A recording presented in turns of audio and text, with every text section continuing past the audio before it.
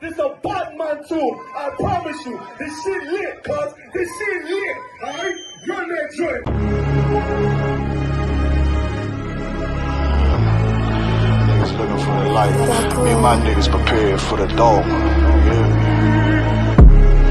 So we gon' get it on for the last days, nigga. You already know what it is. 140 for the rubber. They in the building, we in the spot. We can go to war and see who make it out. Earn your stripes, dog, you with us or not. We can get it on when it's on, it don't never stop. First you get that power, gotta hold it down. Watch your step, boy, you on holy ground. They in the building, we in the spot. We can go to war and see who make it out. It's a problem, tell them pop off. I die for I let my colors fly, boy. For a nigga take me, they'll drop dead. AR, clean them up like a mop pig. Say he cool, he bad, he really so tough. They like, damn, look what he did, it really go rough. Little bitch think she Kiki Palmer, silly hoe. She know I'm that bull, but I ain't from Philly though. From the city where they sing about that ribbon like petty poops. Know them niggas plotting, gotta deal with me. Can't catch me slipping, got to steal with me. Just left Alabama, bought a chopper from some hillbilly move. He made my life feel the blade. Leave them all bruised, come through like a plague. Rebel off the leash like a dog out the cage. Call me Johnny Blaze off Run West May.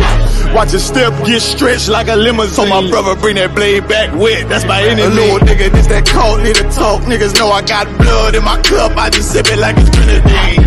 They in the building, we in the spot. We can go to war and see who make it out. Earn your stripes, dog, you with us or not. We can get it on when it's on, it don't never stop. First you get that power, gotta hold it down. Watch your step, boy, you on holy ground. They in the building, we in the spot. We can go to war, let's see who make it out. Tell them niggas good night, here come the best. Look, told them niggas get right or get left. I.S.U.P.K, bad man, I pin to your flesh. Hellboy, rip the soul out of dead man shit. Got the rate, the power, I been the showstopper. Yeah, they might hate, but I know they gon' watch. Zone on lock, and you know the flow prop. Iced out, got the drip out of David Jones lock. Know I got the plan, they say that you the man. No shit, Sherlock, I'm the one you heard by. Burn down the building, let them all watch. Throw that one west up, then I swerve. Sick with this shit, I do not need a detox. He don't watch a step, blow him out them Reeboks. We taking over, I'm sending the word out. Can't see me, little nigga, I put you in a bird box. Look, it's One West practical, gladiator, maximum. Creep on them slow, but they Glock fire rapido. All I want is more power, more straps to blow. Ain't got excuse for no car, he gon' have to go. They in the building, we in the spot. We can go to war and see who make it out. Earn your stripes, dog, you with us or not. We can get it on when it's on, it don't never stop. First you get that power, gotta hold it down. Watch your step, boy, you on holy ground. They in the building, we in the spot. We can go to war and see who make it out.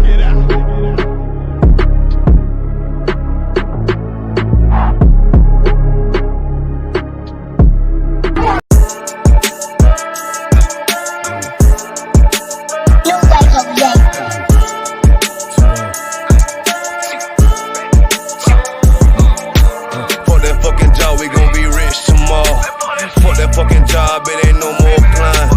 Fuck that fucking job, boy, I'm sick and I'm tired. Fuck that fucking job, all that bitching and crying, and I'm saying fuck that fucking job, nigga. Fuck that fucking job, bitch. Fuck that fucking job, we gon' be rich tomorrow. Fuck that fucking job, it ain't no more climb. Fuck that fucking job, bitch, I done had enough. Fuck that fucking job, I'm watching everybody work. Fuck that fucking job, that little pay by the hour. Yeah, fuck that fucking job, my back hurting and I'm hungry. Yeah, fuck that fucking job, nigga, on soul. Yeah, caught between the two, get this money, go home. Yeah, all these people so, all these bitches, they messy. First day I came in, I bossed up on the bosses. And they promise nigga this, promise nigga that. Want my ass to work, then bring that paper back. Sharp, where you been? I been taking the shit. Knowing damn well that I don't fucking sleep. Fuck that fucking job, we gon' be rich tomorrow. Fuck that fucking job, it ain't no more climb. Fuck that fucking job, boy, I'm sick and I'm tired. Fuck that fucking job, all that bitching and crying, and I'm saying fuck that fucking job, nigga. Fuck that fucking job, bitch. Fuck that fucking job, we gon' be rich tomorrow. Fuck that fucking job, it ain't no more climb. Fuck that fucking job, me and bro, we just posted. Look him in the eye, Check my head disappointed. We gotta visualize, summarize, execute. All these people drop like fly, why the fuck we still here? Man, fuck that fucking job, when I pull up I hate it. Yeah, fuck that fucking job, that's on all of their faces. Fuck that fucking job, man, I'm already lit. Man, I hear one thing, boy, you bound to get hit. Man, the bills cross a nigga's brain. Damn, that's how you keep a nigga damn a slave. Damn, money supposed to be a tool. Damn, for a purpose, what's your purpose for? Fuck that fucking job, we gon' be rich tomorrow. Fuck that fucking job, it ain't no more applying. Fuck that fucking job, boy, I'm sick and I'm tired. Fuck that fucking job, all that bitchin' and crying. And I'm saying, fuck that fucking job, nigga. Fuck that fucking job, bitch. Fuck that fucking job, we gon' be rich tomorrow. Fuck that fucking job, it ain't no more applying. You know what I'm talking about? I'm sick of that shit. I know you sick of it too, man. Money supposed to be a tool, but what's your purpose though? It's supposed to benefit a purpose. Shout out Boom Man now.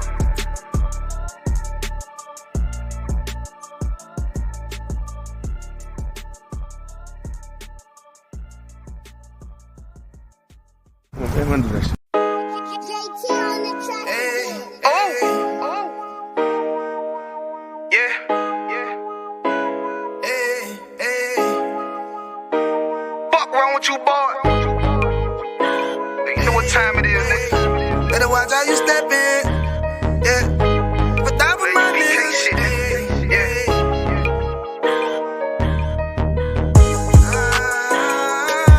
I'm in it, yo.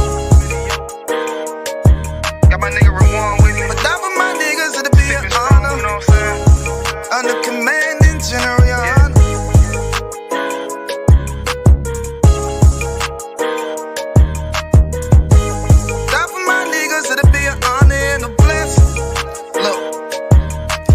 Straight off the top, I love all of my niggas. That shit ain't gon' stop till we on top and we ballin', my nigga. We be fly as fuck, you know them bitches be stalking my niggas. That shit'll never change and it's the same with all my niggas. City to city, I should be at home, that's what my ribs say. But bitch, I'm grown, I'm in these streets and closed caption. Niggas know we bout that action. If a nigga play with me, then my Hakim gon' let him have it. Hey, thank you the shit, this truth, this shit. Nigga play, I let that Ruger hit. Get on them tracks, they be like, who is this? I'm rude with it, ain't got no manners. All them pussy niggas talkin' shit, yeah, I know they can't stand us, but we U.P.K, Louisiana, bitch, that's what I'm rippin'. And my niggas solid, number real ones in my section. If you wanna get down, put your boots on, start steppin'. Brotherhood is a weapon. Brotherhood is a weapon. Better watch how you steppin', cause brotherhood is a weapon. If I die for my niggas, it'll be an honor and a blessing. Better watch how you steppin', cause brotherhood is a weapon. Brotherhood is a weapon. Better watch how you steppin', cause brotherhood is a weapon. If I die for my niggas, it'll be an honor and a blessing. Better watch how you steppin', cause brotherhood I lay my life down right now for all my sisters and brothers, because I love them. I see them dapping and hug them. It's amazing to see how well we adapt from the struggle. Born again from a life of sin, trapped in the gutter. My mind frame was to kill my own kind. Feeling inferior, waking up ready to die. Run with them killers, so it's just a matter of time. For why take your life or let you take mine? That's when I realized the slaves killing slaves while the white man live to get old. We in them graves, shit got me feeling played. I opened the Bible, went through them records, found out we was royalty, a nation to be respected. But in this world we rejected, we hated for our complexion. Still fighting to get accepted. We hear the truth and reject it, but love is getting corrected. And all my niggas correct me. The commandments, the foundation we erected. Brotherhood is a weapon. Brotherhood is a weapon. Better watch how you steppin', cause brotherhood is a weapon. If I die for my niggas, it'll be an honor and a blessing. Better watch how you steppin', cause brotherhood is a weapon. Brotherhood is a weapon. Better watch how you steppin', cause brotherhood is a weapon. If I die for my niggas, it'll be an honor and a blessing. Better watch how you steppin', cause brotherhood is a weapon. Hey, hey. Hey, hey.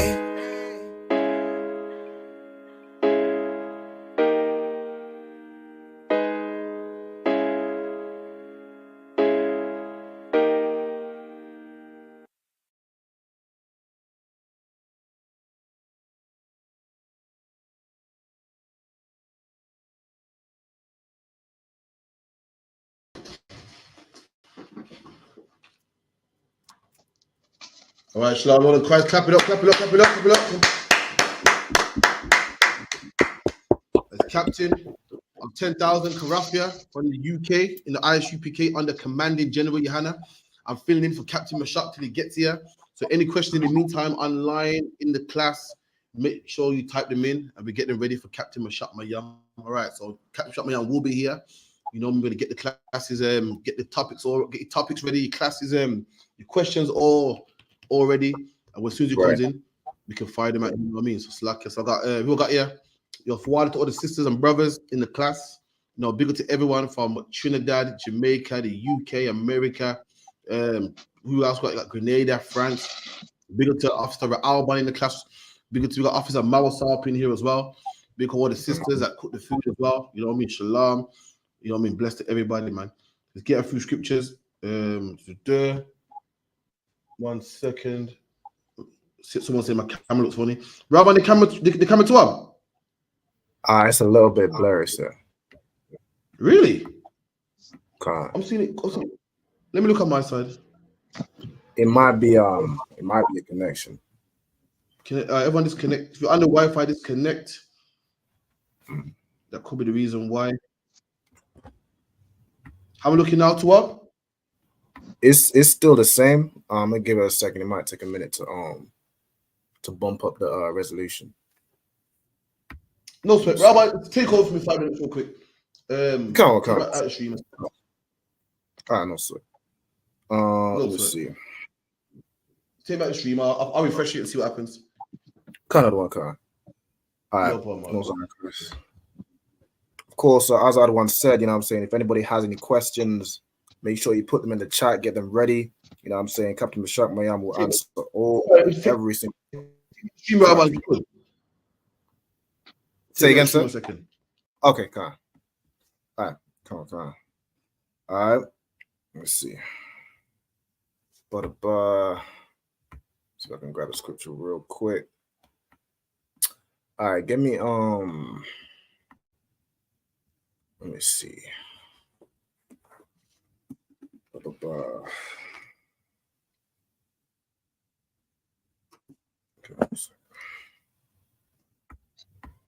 How you doing, Mausai? To what? Yes, my general, 100. Mausai Christ, please. Gloucester treating you well? Oh, you know what I'm saying? You know, look at the belly and tell me. Hey, Mausai Christ, you know what I'm saying? I'm saying war is breaking. The civil war is breaking out in the streets of England. But hey, these priests isn't that what you're preaching for? We good up in here. You know what I'm saying? We understand what's going on. So that's why we know. You know what I'm saying? The Bible says to be not troubled. You know what I'm saying? I think we're gonna get into that a bit later as well.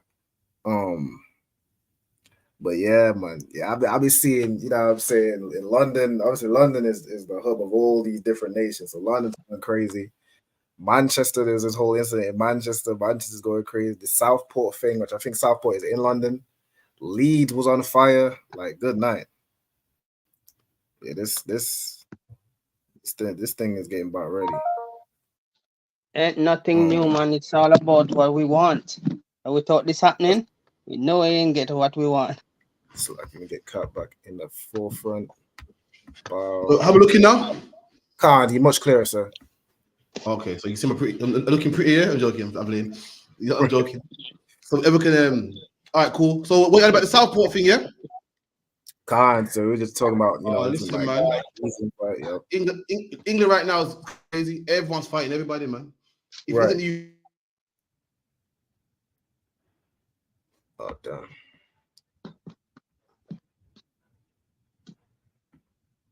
I think we lost cut for a second. It's done by.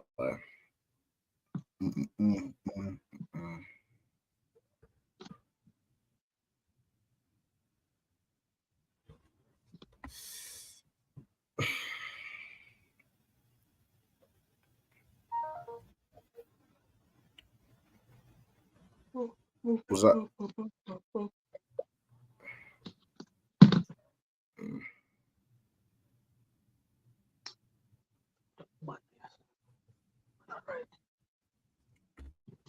All right. Well, you know what I'm saying? While Captain's getting back, let me see. Let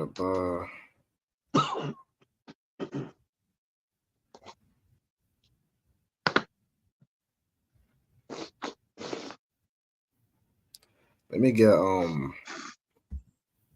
don't know if I should get a scripture because I don't know how long it's gonna be. Yeah, for the time being, let me just get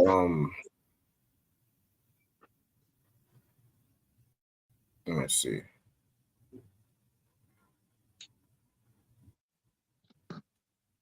Nah, I don't want that one.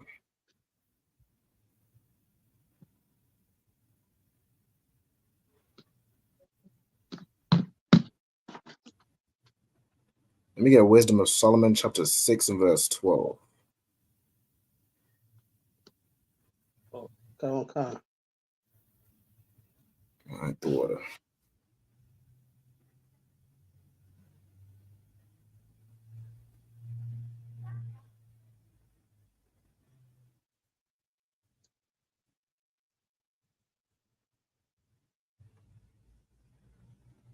Solomon,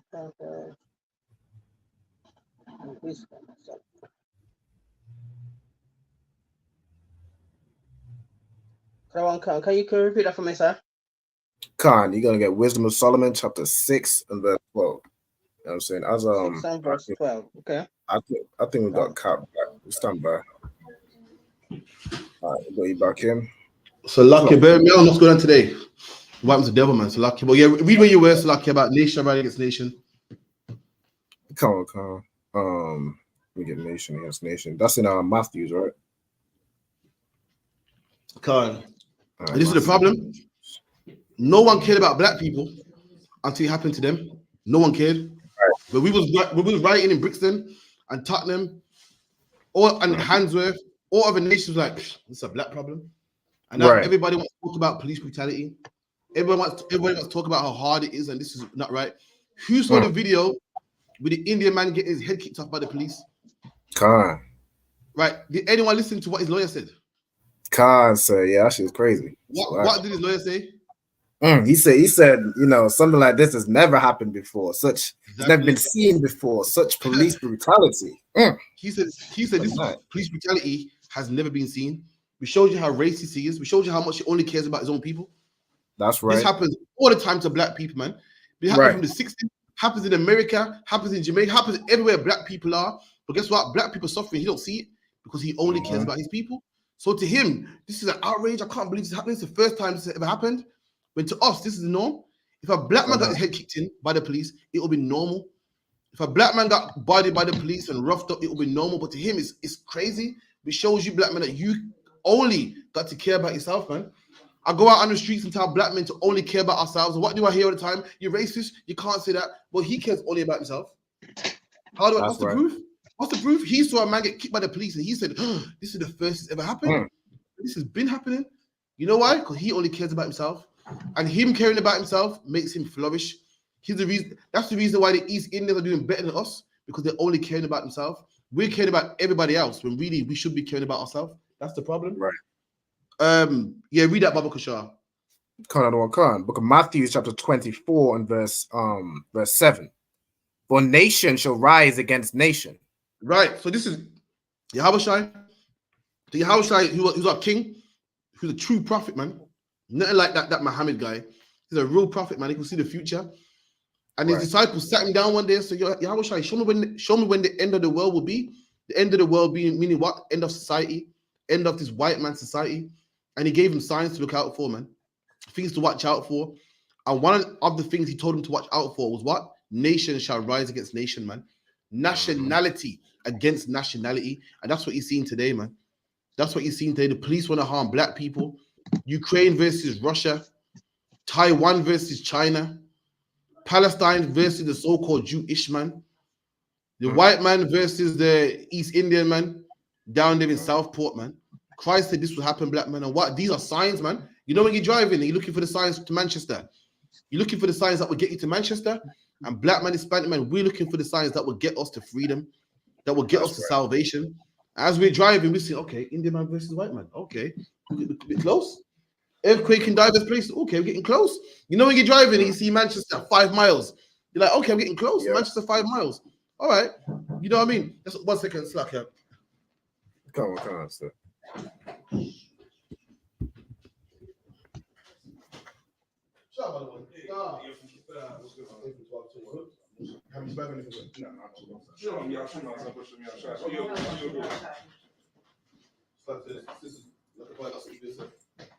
Oh shit! You're not by a hand, but sure, let's come in with the whole thing. Come on, yeah, man. Whole thing, guys. Come on, get the front chair, all right? If you don't. Okay, come on. You want this one number? Yeah, it's 2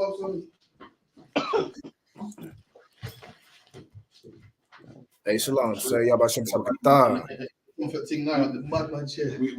will be henny tonight. We will be henny happy tonight. So what says I appreciate that.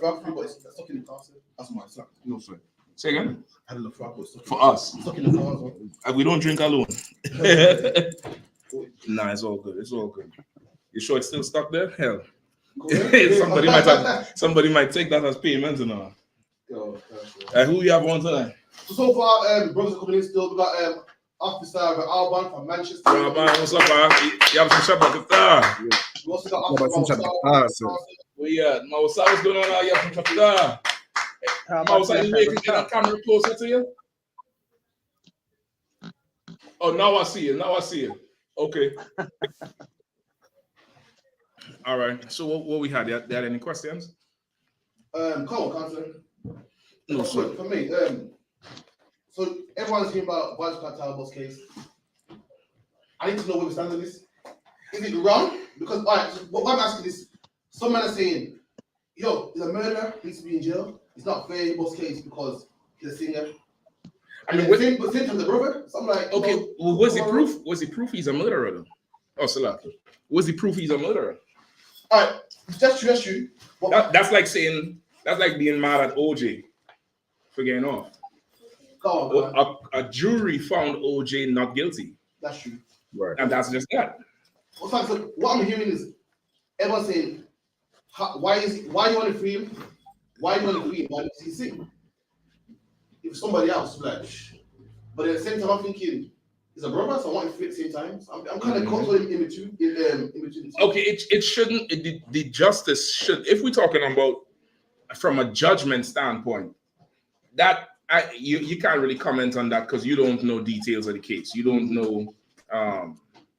You don't know evidence, and I don't know the details of the case. So from a judgment standpoint, you can't comment on it. To comment on it would be, folly. Because what you're really talking about? You're talking about what? Like how you're able to tell that? Anyway, them windows back there could open up some more. This door, maybe the door, the front. Yeah, you'll get this thing going. It ain't that hot, but with them windows closed, you're trying to rotisserie a Negro right here, but you know what I mean? No sweat. Those blow cool? Yeah, oh shit, yeah, lined up, man. You might have to open that door and stand by the door too and all. No sweat. So what, two sis? You ain't got no ice. From over here? All right, no sweat. That's the one for me. I appreciate it. Who's this? ENJ? Oh boy, you're starting off on the right side, wrong side. Hell. Yeah. So from a legal standpoint, all right. First, this is what you want. Give me the apocrypha.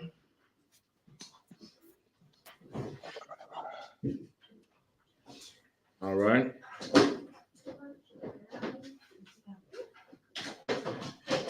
Give me the apocrypha. Give me.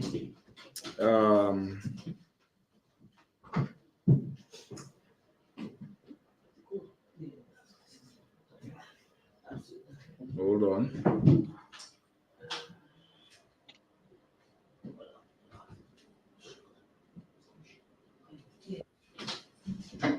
How can I corrupt the steps you do as well?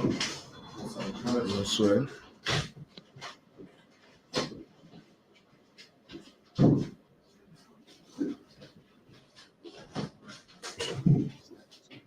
Oh, well, what's the wording? Hold on 1 second. Someone said, "Don't drink evil juice, my G."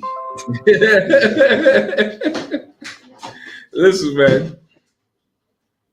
If Christ turned water into wine, I could turn the evil into good. You know what I mean? He gave me the power to turn evil into good. He said, "You will do more miracles than me."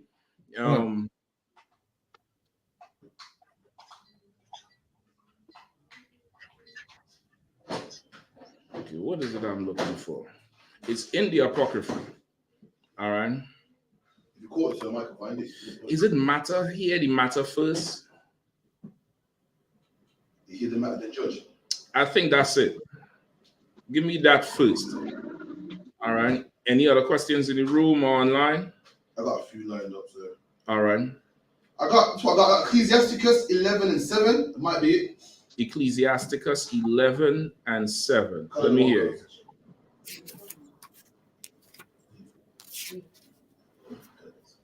Whenever you're ready. And it reads, "Blame not before thou hast examined." I'll take the truth. So like, yeah. Mm-hmm. Blame not before thou hast examined the truth. Mm-hmm. Understand first, then rebuke. Right. So that's if we're talking about from the point of view of judgment. According to judgment, you can't cast no blame unless you examine the truth first, right? Then you could rebuke. Understand first. I don't know what the hell going on with that case. I know it involves somebody named Lizard and somebody named Sean Storm, and the nigga was still making music.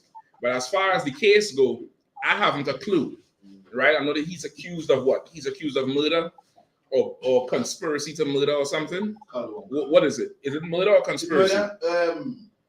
But not himself. I'm not sure if he calls someone to do it. I'm not sure what it's called. That probably would be conspiracy or first degree. Even it depends on the laws in Jamaica. I don't know how the laws in Jamaica is. If it's like UK laws, I can't say. I don't know exactly what they charged him with. I can't say that part. You get the point? But if he was tried and the judgment of the court is the judgment of the court, then that's what that is.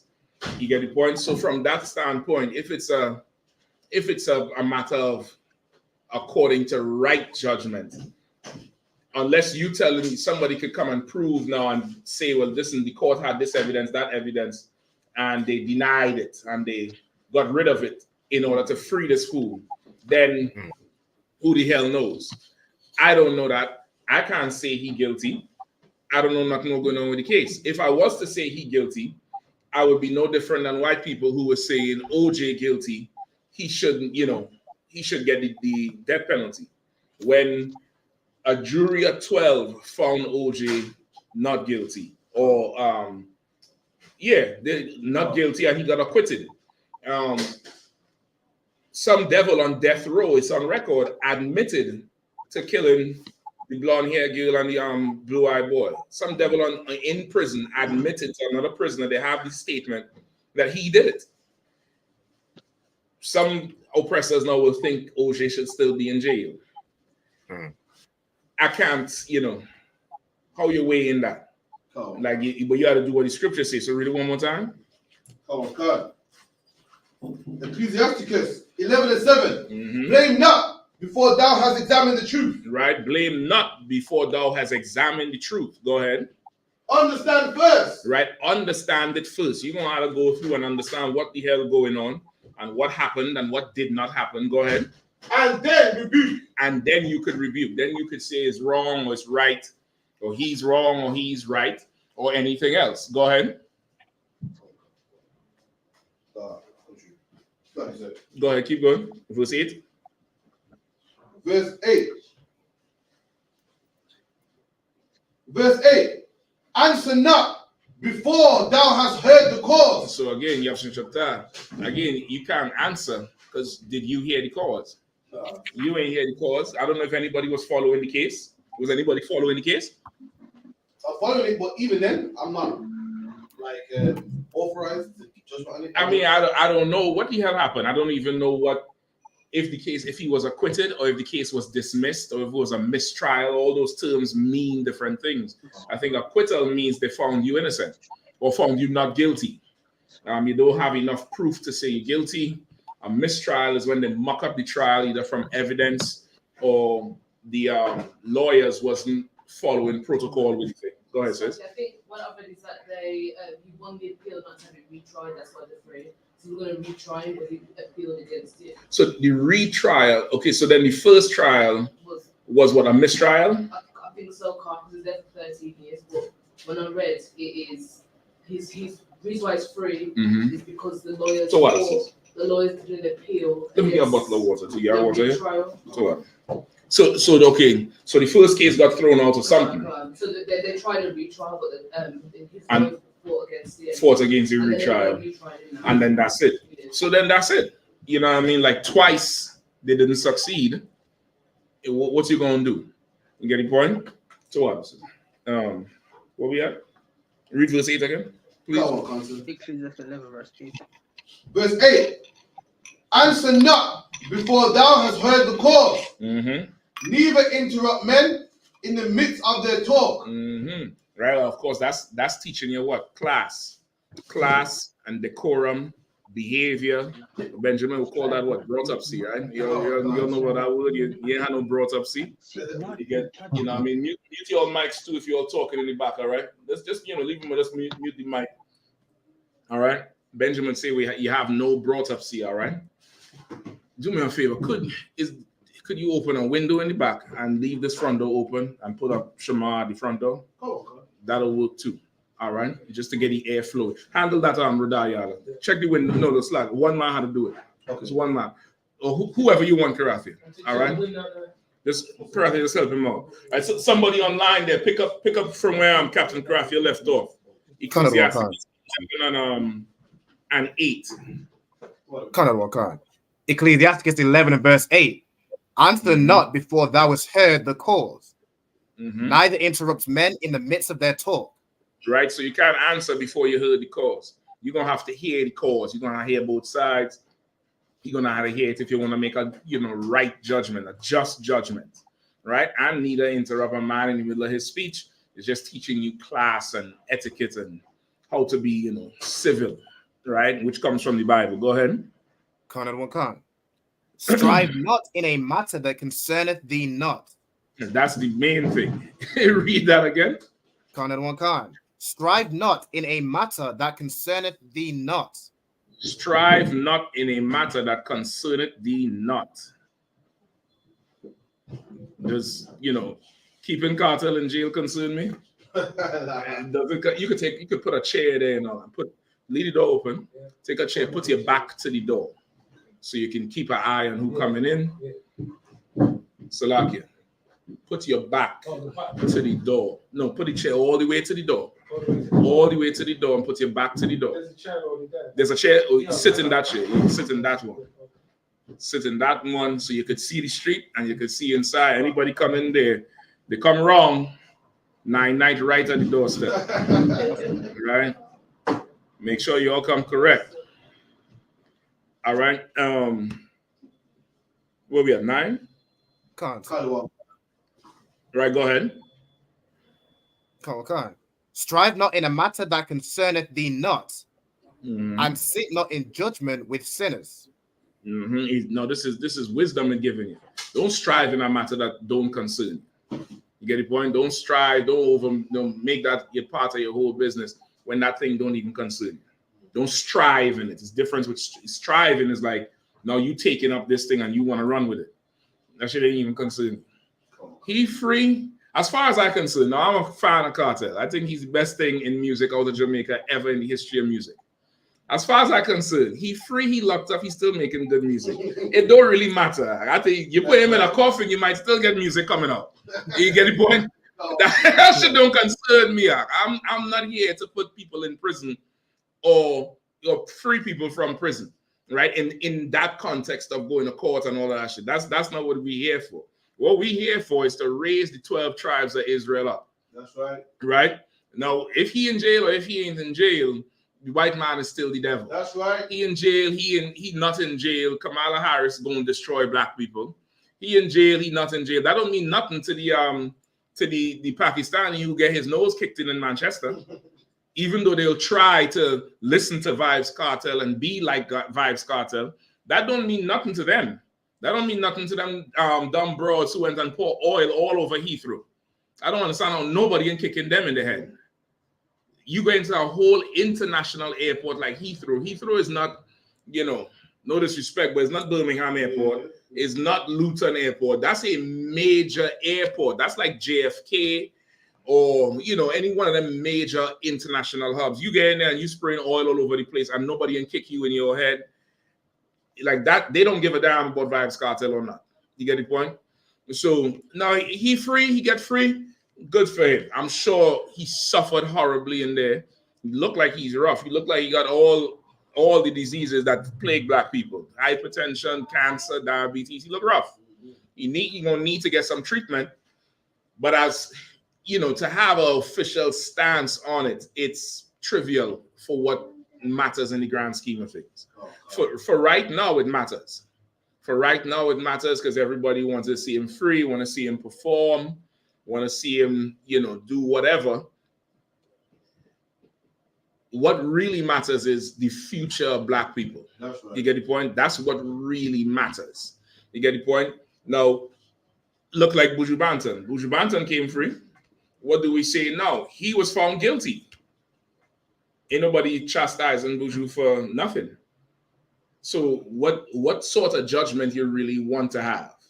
Right? The judgment you should have is the judgment according to the Lord. Give me John 7 and 45. All right.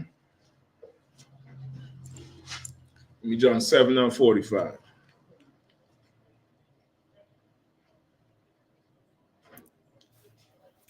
The book of John, chapter 7 and verse 45. Oh, sorry. Go ahead. Come on, sir. Book of John 7 and verse 45. Then came the officers to the chief priests and Pharisees, and they said unto them, why have ye not brought him? Hold on, I might have given you the wrong one. Hold on.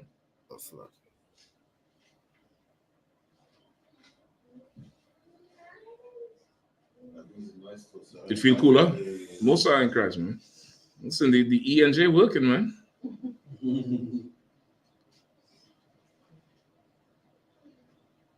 Hold on. John 7 and 24. Salaki. Come on, Pastor. Book of John, chapter 7, verse 24. Judge not according to the appearance. Say it again. But judge not according to the appearance. Say it one more time. Judge not according to the appearance. The Bible says judge not according to appearance. You can't judge just based on looks or how something look. You can't do that. That's against God's laws, which is what? This is directly against the oppressor who judges by looks. He judges, he runs this world by how you look, how you present, what he think you look like. He doesn't judge according to righteous judgment at all. Right? Go ahead. But judge righteous judgment. But judge according to righteous judgment. You get the point? Judge according to righteous judgment. Right? You can't judge according to how something look. You have to judge according to what's right, according to the law, based on some standard. Now, as far as what's the standard for what Vybz Kartel went through? The Court of Appeals, Caribbean Court, or the UK Chief Court, Justice Court, whatever it is, that's their standard. And according to that standard, he's free. That's just it. Like, who am I to now go and say he's not and go on a whole campaign and all of that shit? Whatever it is. So that devil who a few years ago shot them people protesting in Wisconsin in the States, Kyle Rittenhouse. You all remember him? He went and he sat and fake cry. He was running through the city with the AR-15. He went on the stand and they found him not guilty. When you look at the tape, he shot 3 people point blank at. Point blank. I mean, close up. When you hear the evidence, knowing these protests was getting violent, he lived 2 states away, I believe. He didn't even live in Wisconsin. He was living in Indianapolis. Somebody could check it out. His mother drove him across state lines with an AR-15 that don't even belong to him. And according to him, he went there to protect property, to protect, whatever. Property is insured.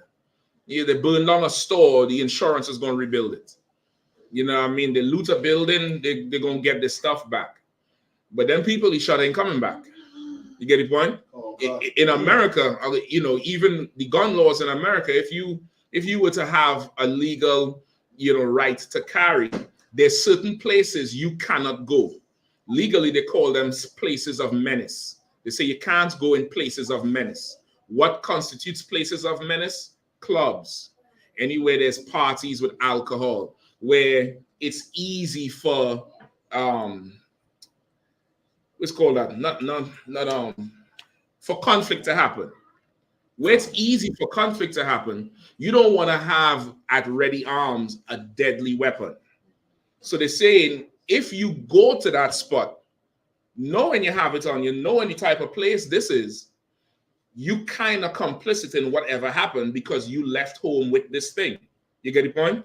So knowing that, he left state lines, crossed 2 state lines or 1 state line with an extreme deadly weapon. That's the weapon they always say they want to ban in America. The AR-15, the AR-15, the AR-15. That's the same when they say shot Trump. They want to ban that thing. He left his home, went all the way across state lines, blew away 3 people. One of them, his elbow was down there hanging. It's on tape. You could see it. Hanging. For what? To prove what? And he got off. That's their standard. That's their standard. Now, am I going to say now he had to go back in jail and pick it up and, you know, they set him free. They set Cartel free. They set OJ free. You know, it is what it is. This is what I would tell you. The reason these things are becoming an issue to people is because we live under the oppressor. And the oppressor's justice is not absolute. The oppressor's justice is not 100% right. It's always some flaw. It's always some, you know, new thing. You know, in court of law, they have something called precedent, meaning in a certain case, something that may seem unlawful, if his lawyer or her lawyer, defense lawyer, could go in the history of court cases and find a similar case where a judge made a ruling similarly to let this person go, precedent dictates this. That's how the judge would rule in this case, unless they're going to go against precedent, which starts a whole other thing. You get the point? In the law of the Bible, what precedent we talking about? God. The law is the law. That's right. You get the point? The law is the law. You get accused of murder. You say it's not you. There's a whole system for that. There's a whole system for that. You're familiar with that system? About murder? Yeah. About the witnesses, cross-examination, like in the book of Daniel and so forth. Okay, no, not that part. Give me Deuteronomy 10 and 21 or 21 and 10. Hold on. Let's get that part and we move real quick. We get the other questions. I'm going to go a little bit over tonight, all right? So y'all could bear with me. All right. If anybody have any questions, just type them in. I think online they're going to probably send you. Can check the Gmail and the post where you advertise the class. They might have questions under there. All right. Where you at? Deuteronomy what? Is it 10? No, give me 21 and 10.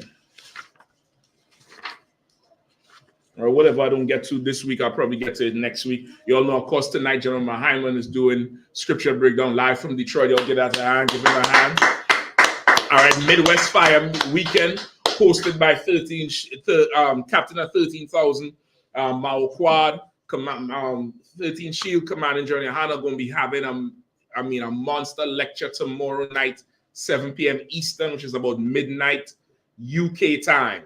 Just about midnight UK time. If you want to, you can have this one or not. I could grab another one from the back. You know. You want strong? Oh, you want strong? You want to start to break this one down? Or? Oh, you want the Irk or you want the happy? I'm not forced. You're not partial, whichever one. I feel you.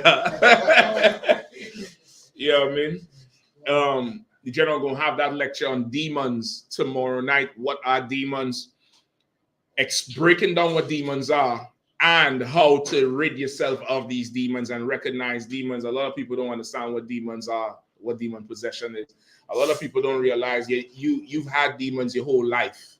You've been talking to demons your whole life. Demons been making decisions for you your whole life. You're tuning in tomorrow night. It's a pay-per-view event, 20 US, nothing much. 20 US. You could go to that Eventbrite, go to ISUPK Detroit on Facebook. You're going to get the link. We're going to post it up on the UK pages. Contact anybody anywhere for the link. We're going to track it down and send it to you, $20 US. Tune in for that lecture tomorrow night. If you're in a city and you ain't going to Detroit, pull everybody in your school, man. Have a watch party. You'll get together to watch Mayweather and them ugly ass niggas. You get together and watch the general break down these demons, man. You'll get together in them schools, pay for that that event, watch that lecture, man.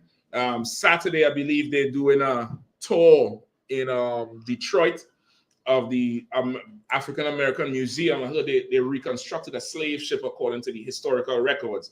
And they say it's rough. They say people be leaving the museum angry and depressed and wanting to do all kind of nonsense. You know what I mean? It's just rough in there. And, you know, Sunday, of course, is the barbecue. Oh, Saturday night, Captain Akkad. You all know Akkad come down and tear down Leicester last time. Give him a hand.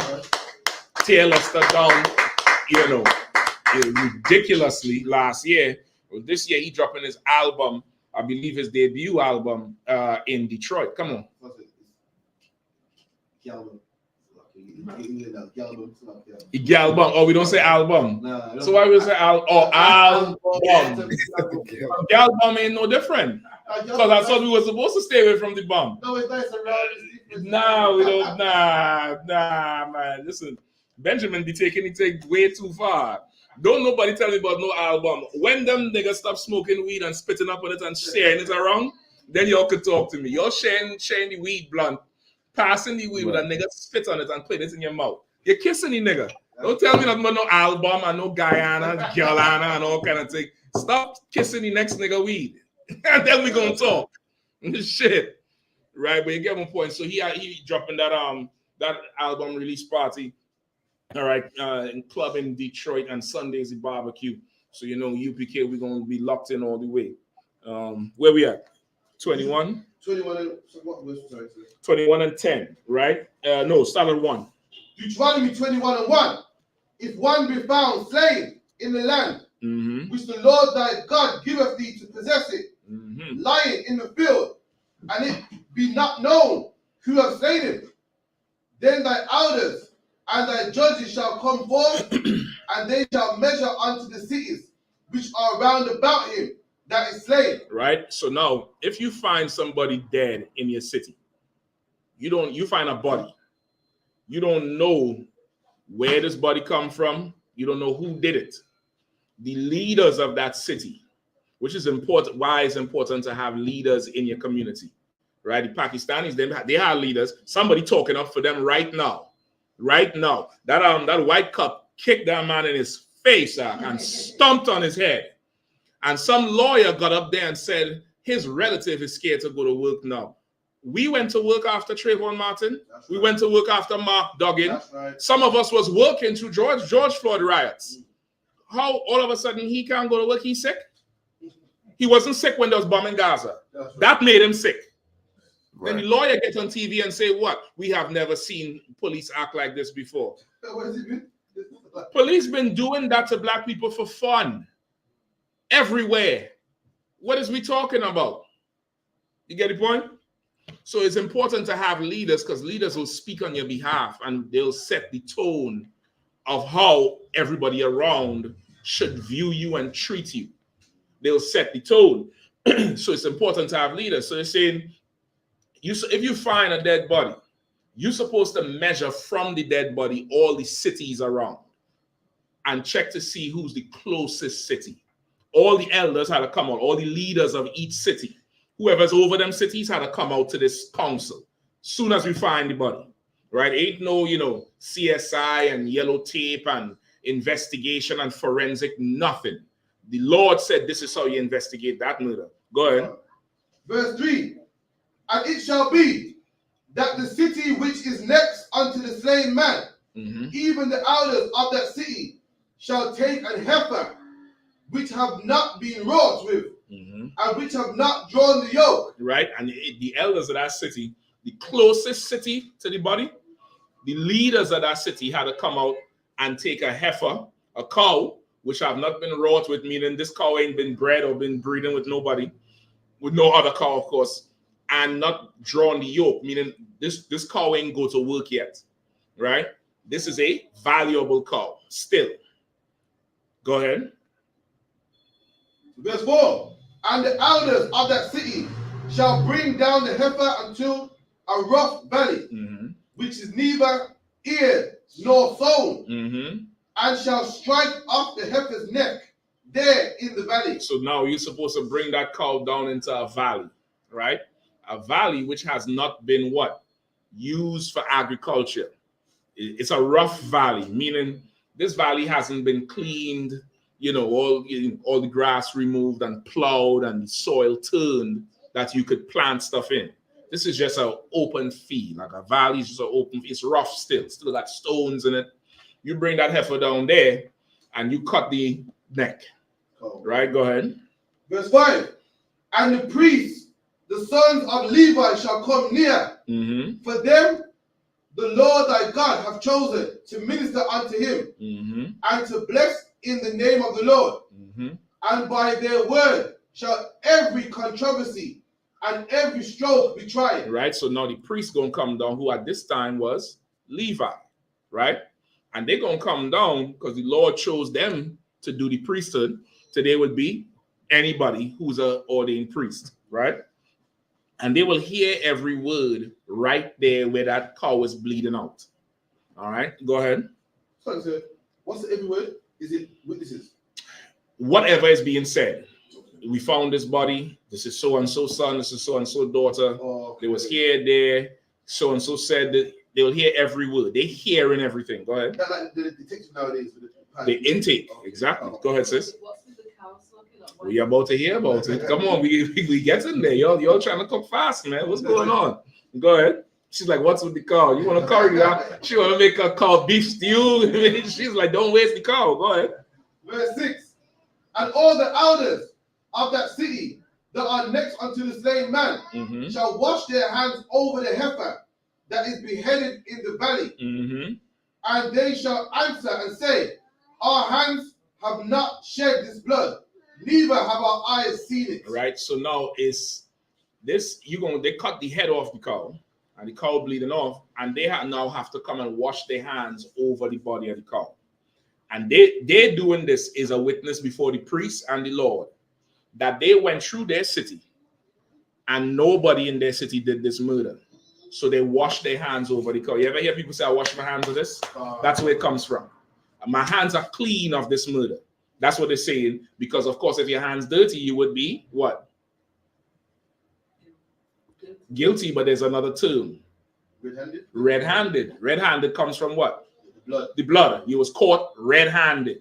That's where it comes from because you done did the murder. You have blood on you. You get it? Even today, when people wash the blood off with all kind of acetone and all type of stuff, they shine a little blue light on you and see the ultraviolet printout of bodily fluid. You gone. Even till today, they check for blood, right? So now, if the closest city, the priest or the leaders of that city, they hear this murder, they done going through their ranks, which is why the UPK is structured how it's structured. You wouldn't believe how quick the turnaround is for information is in here.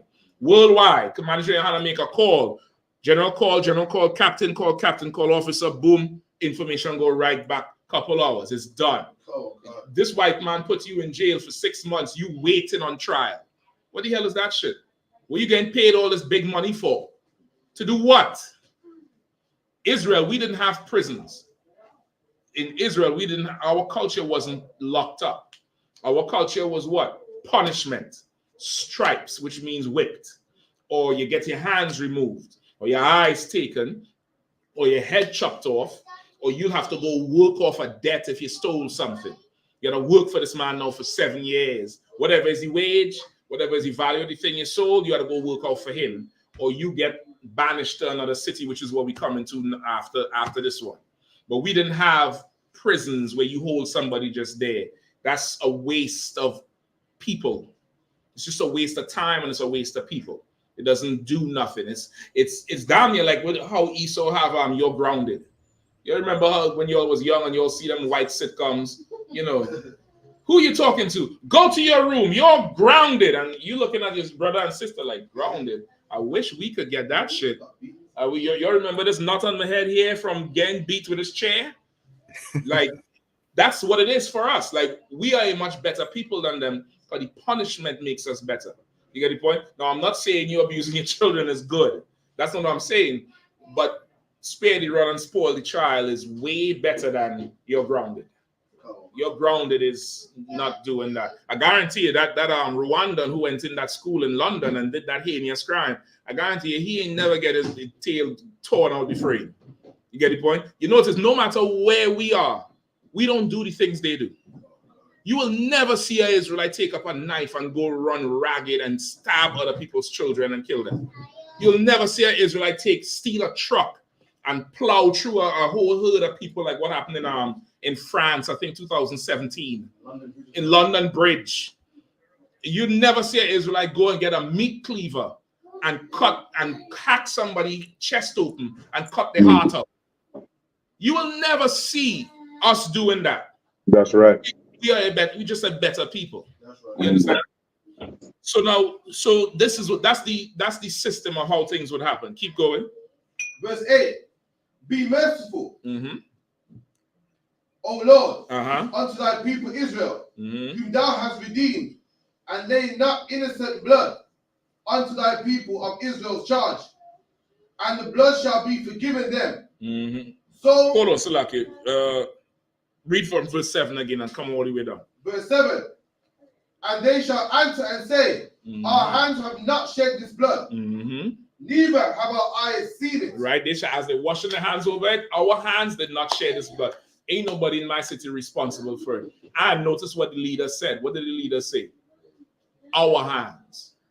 Which means whatever is done in that city affects everybody. You understand? That's the importance of having structure. Our people today don't have no structure. So ain't no leader coming out and taking responsibility for nothing. Nobody. All them preachers and reverends who Puff Diddy was paying money to, any one of them came out and say, you know what, this is my fault. I saw he was a deviant. I should have checked it. Nobody ain't saying nothing like that. Go ahead.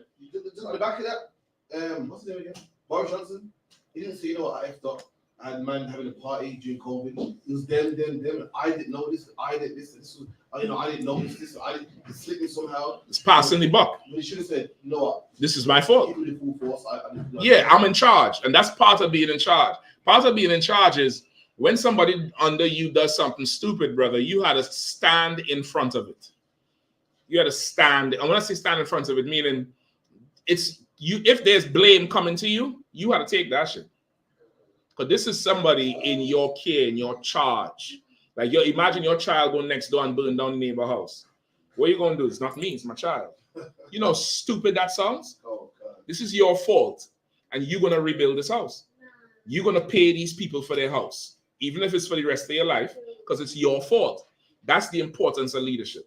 You get the point? He said, we have washed our hands of this. He said, our hands have not shed this blood, neither have our eyes seen it. Nobody ain't know nothing about this in this city. And then they move on to the other cities around. Keep going. Verse 8.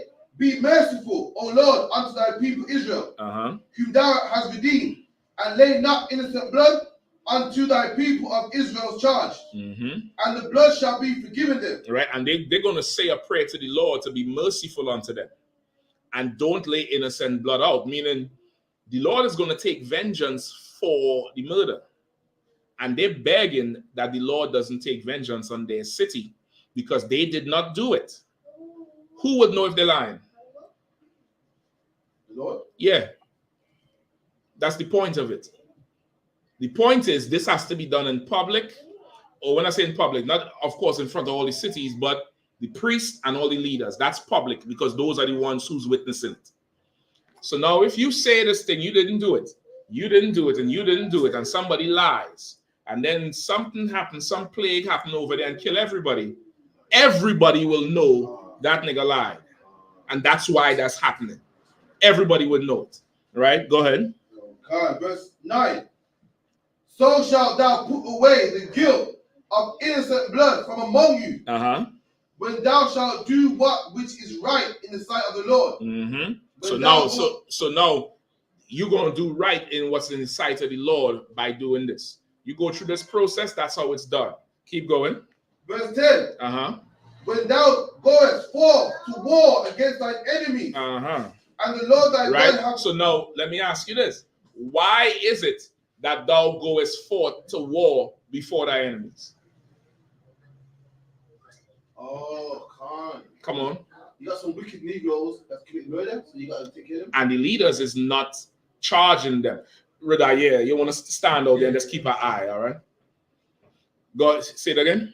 In the context, so you got a man that's been killed. Leaders are corrupt, they knew nothing about it. So you got to take care of them. So that's our law.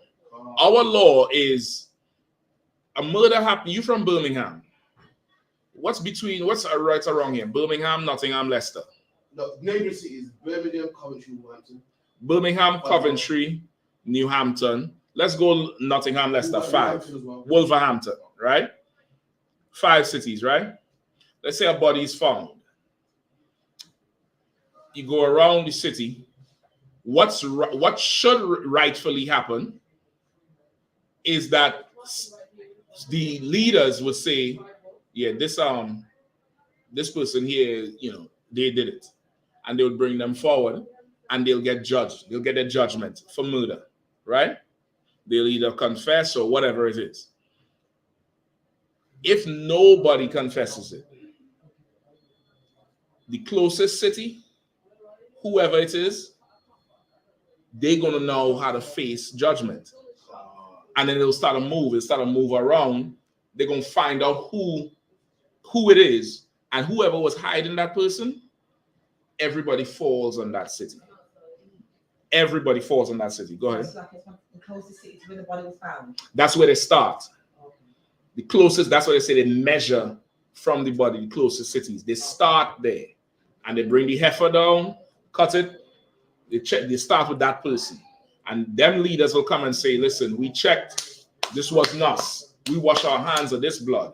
The next city, this wasn't us. We wash our hands of this blood. Go around. You get the point? Oh, okay. Now, they're going to find out who it is, and that nigga going to be hiding somewhere. When that happens, it's a war. Everybody else falls on that city, this is the law here for what happened in Judges 19.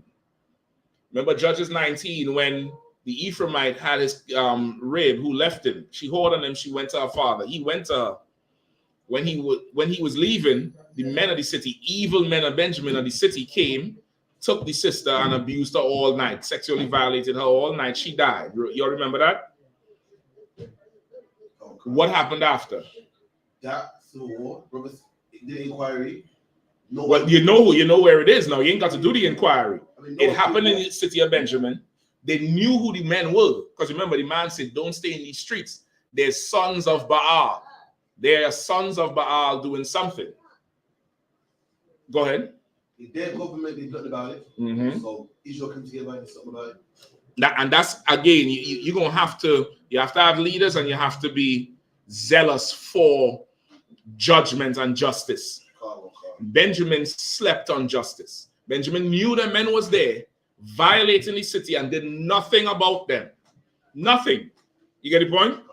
The men was able to do whatever they want when they want. The husband cut the body up and sent it to the rest of the tribes and said, this is what's happening here. Everybody came and fell on Benjamin. That's law. That was absolutely lawful. You're going to get punished for that. And the spirit of that is, if you don't want to get punished, handle your business first. But if that business starts spilling out and affecting other people, now everybody ought to get it. It's training up a certain vibe and spirit that the whole nation should have. There's a certain amount of honor and zeal and being able to pay attention to what's going on. You're going to have that if you're going to be over a city. And if you can't have that, and you're slacking leading, you're slacking keeping observation, you're slacking being accountable, and you're slacking accepting responsibility, you're going to have to face punishment. You're going to have to face it, and your whole city could face it. You get the point? So this is where the whole thing comes from. From here on out, it goes down to tell you, this is the law of the concubine, where if you go to war, going to war against your own people.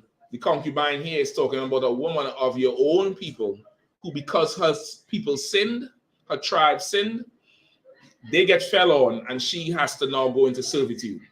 Get the point? Not slavery like the oppressor's slavery, but she'll be a second-class citizen in another tribe.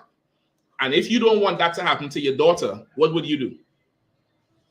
You would tighten to hell up.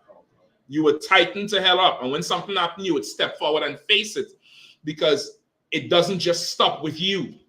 There's other people that could get hurt. There's other people that the Lord will hurt. You understand? The Lord ain't Caesar Borgia. You know, the Lord he's a black man. You know what I mean? That's who he is. And he gonna hurt you. He gonna hurt you, and he gonna make an example out of you so this thing doesn't happen again. He's gonna kill two birds with one stone. He's gonna hurt you for punishment, and he's gonna make such a horrible example out of you. Nobody ever again is gonna want to do it. And he did it to the tribe of Benjamin, which is why Benjamin is so staunch against LGBTQ lifestyle today. Which is why you say no album, girl bum. That's spiritual. That there is spiritual. You want to make sure nothing never creep in. You know what I mean? Nothing can creep in here. Album. No Guyana is Guyana. What's the other thing to say? You got the algorithm, no algorithm. What do they say? Man to my side, not to my back. No man can have me back. You gotta have my side. So many other things they be saying. I can't remember all of them right now. There's so many other things they be saying. You get the point? But it's all in an effort to not go back down that road, because it's in your spirit that you learn from the punishment. Punishment is very, very good. Very, very good. We're going to go into some punishment tonight with the UK. You get the point? So you understand that. So now with Vibes Cartel, without something like this, which is the Lord's judgment, man's judgment is, is whatever. There's many innocent men in jail. There's many guilty men free. Does it really matter if Vibes Cartel is locked up or not to, in the grand scheme of things? Not really. In my opinion, brother, the niggas making fire music in jail and out of jail. Do whatever you want. You can't stop him. He gonna sing. He gonna do that part. You get the point? So that's the take I would go on it. It really doesn't matter. It's an argument like LeBron and Michael Jordan. It's opinion and matters and whatever else. You get the point? Here's what it is.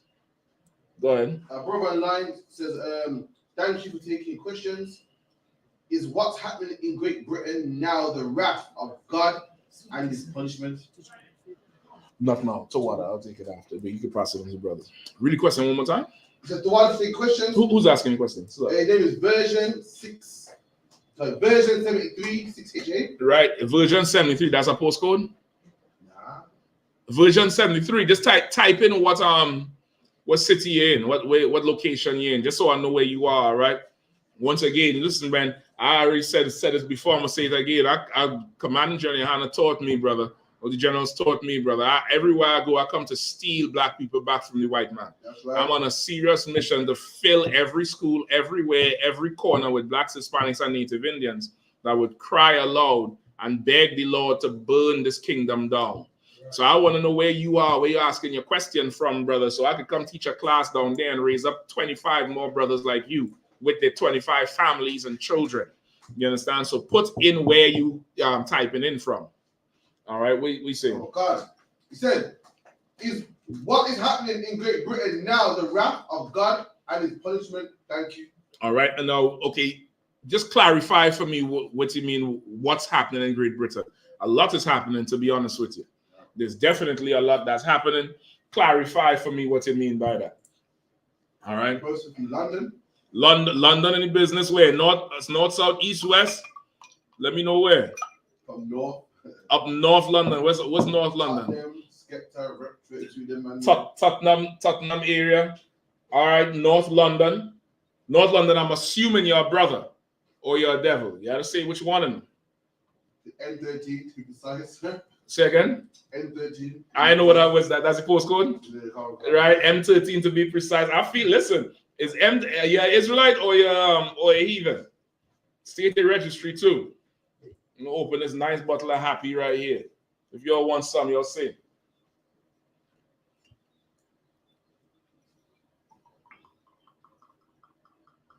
Did you say? Anybody want to taste? You're free, all right? Come on, constant. You'll get down. Right? Did you say yet? This is the area. It's Palmer's Green. No sweat, no sweat. Let me know if you're Israelite or not, all right? And what exactly do you mean by what's going on? Like, there's a lot going on, so I need to know, like, what are you referring to? Just so I can answer your question better, all right?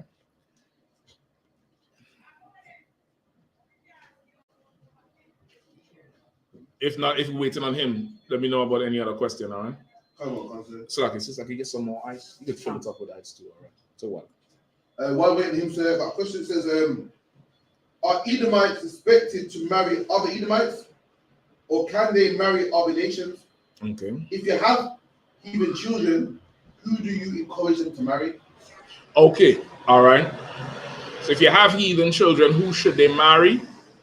And are Edomites expected to marry other Edomites, or who could they marry? Hold on.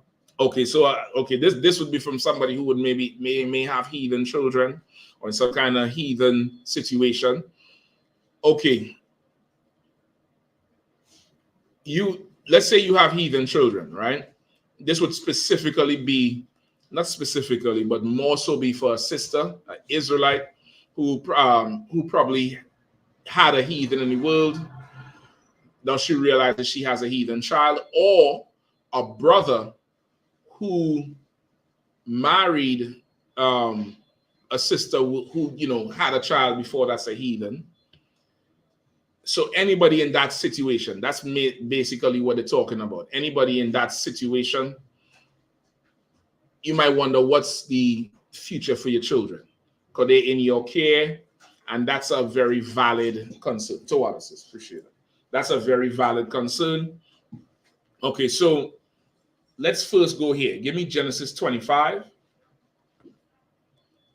Anybody? Whoever's online, if we could get it. Genesis 25. So, like you, so what verse is it, please? Give me 23. Genesis 25:23. And the Lord said unto her, 2 nations are in thy womb, and 2 manner of people shall be separate from thy bowels. Right? So this is Isaac and Rebecca, right? This is Isaac and Rebecca. Rebecca is pregnant with twins, Jacob and Esau. Rebecca is having pains, not labor pains, but pains in the pregnancy, because there's 2 babies in there. A woman damn near past, 28, 30 weeks, that stomach is rougher, because that baby's starting to stretch out in there, damn near standing up, damn near doing jumping jacks in your stomach. Imagine 2 niggas. Imagine 2 niggas. You saw that video with Uncle Drive, everybody laughing at the little boy. Drive, Uncle Drive. Now imagine that going on in the womb. There's a fight in there. You see how he was in the back of the car just going left, right. Imagine there's 2 niggas in her womb and they're fighting her. It's rough. It's a rough thing. So she's asking, what the hell is going on? Keep going, Hakeem. And the one people shall be stronger than the other people. Mm-hmm. Let me catch up. Go ahead. And the elder shall serve the younger. Right, the elder shall serve the younger. One people will be stronger than the other. This is Jacob and Esau. Esau is the elder. Jacob is the younger. All right. So now, what verse you at? 24, sir. 25 and 24. 1 second.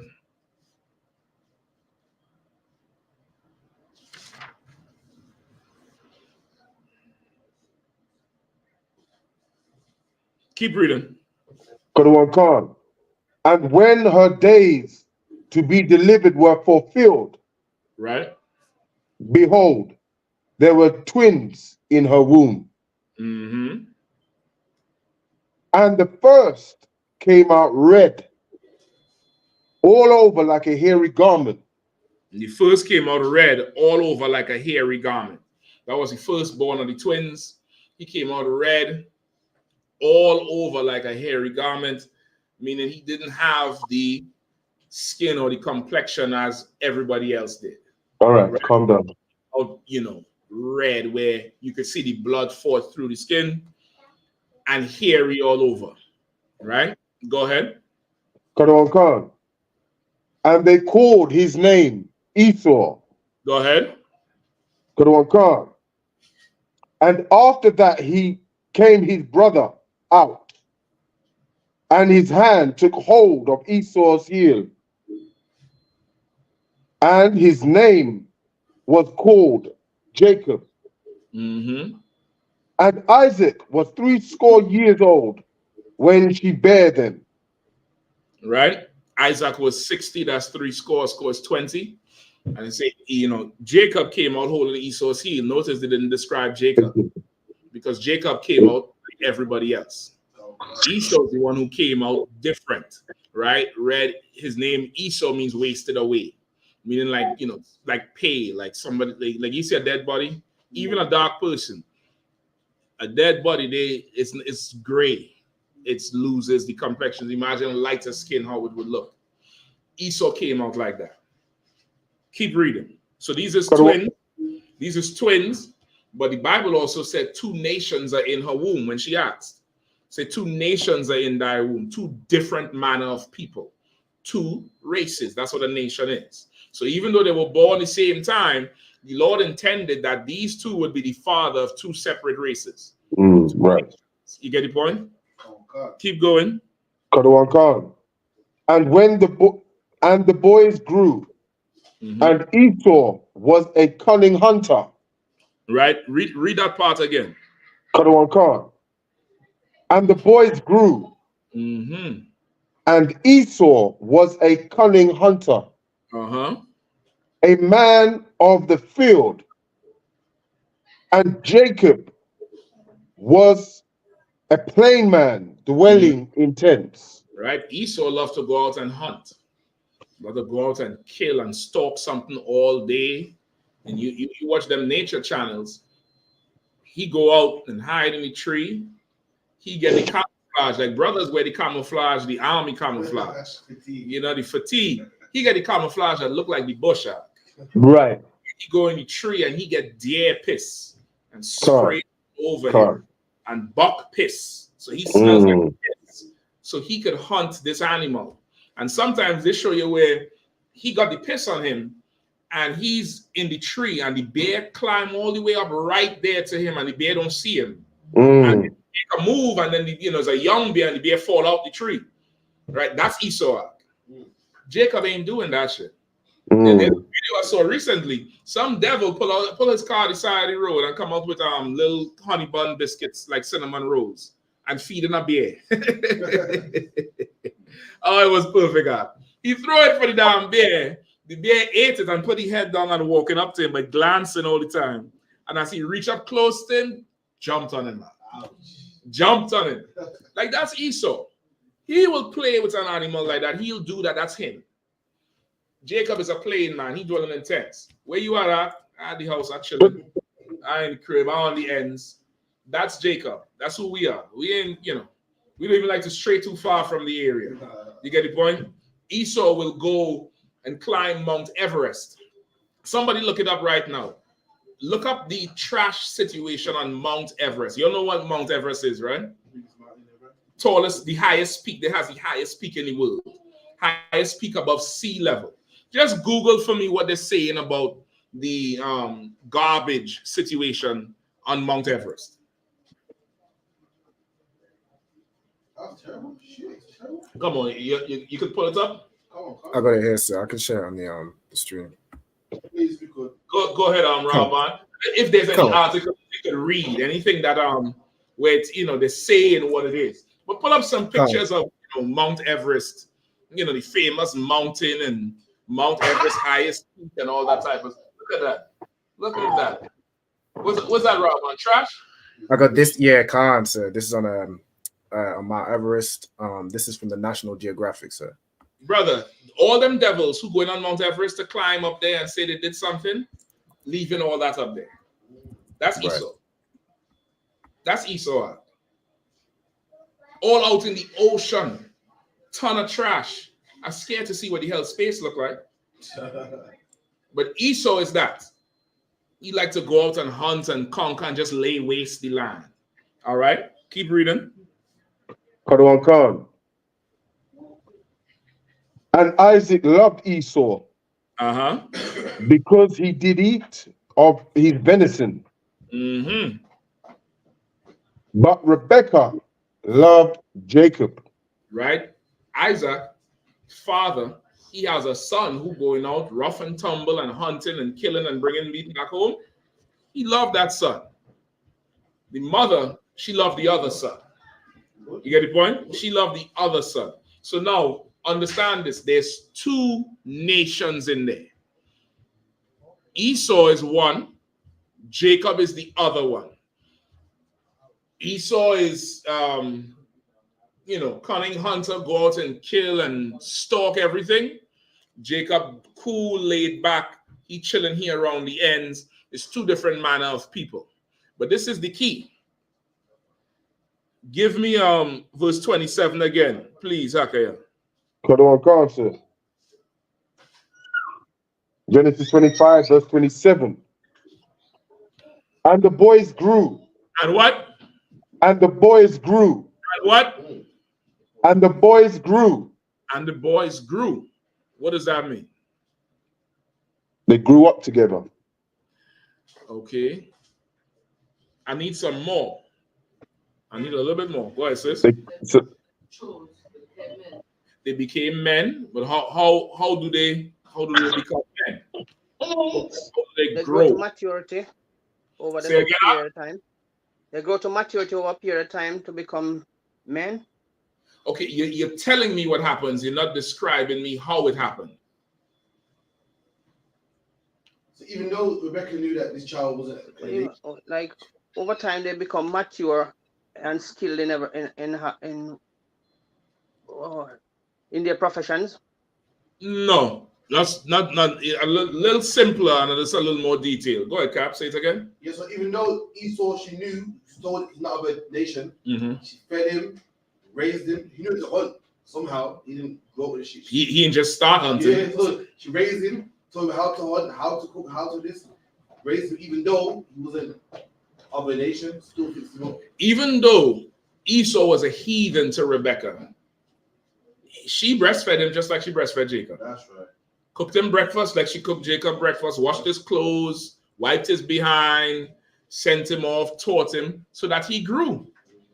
And he became skillful. To go hunt, you got to be a little bit strong and all. You got to be physically fit.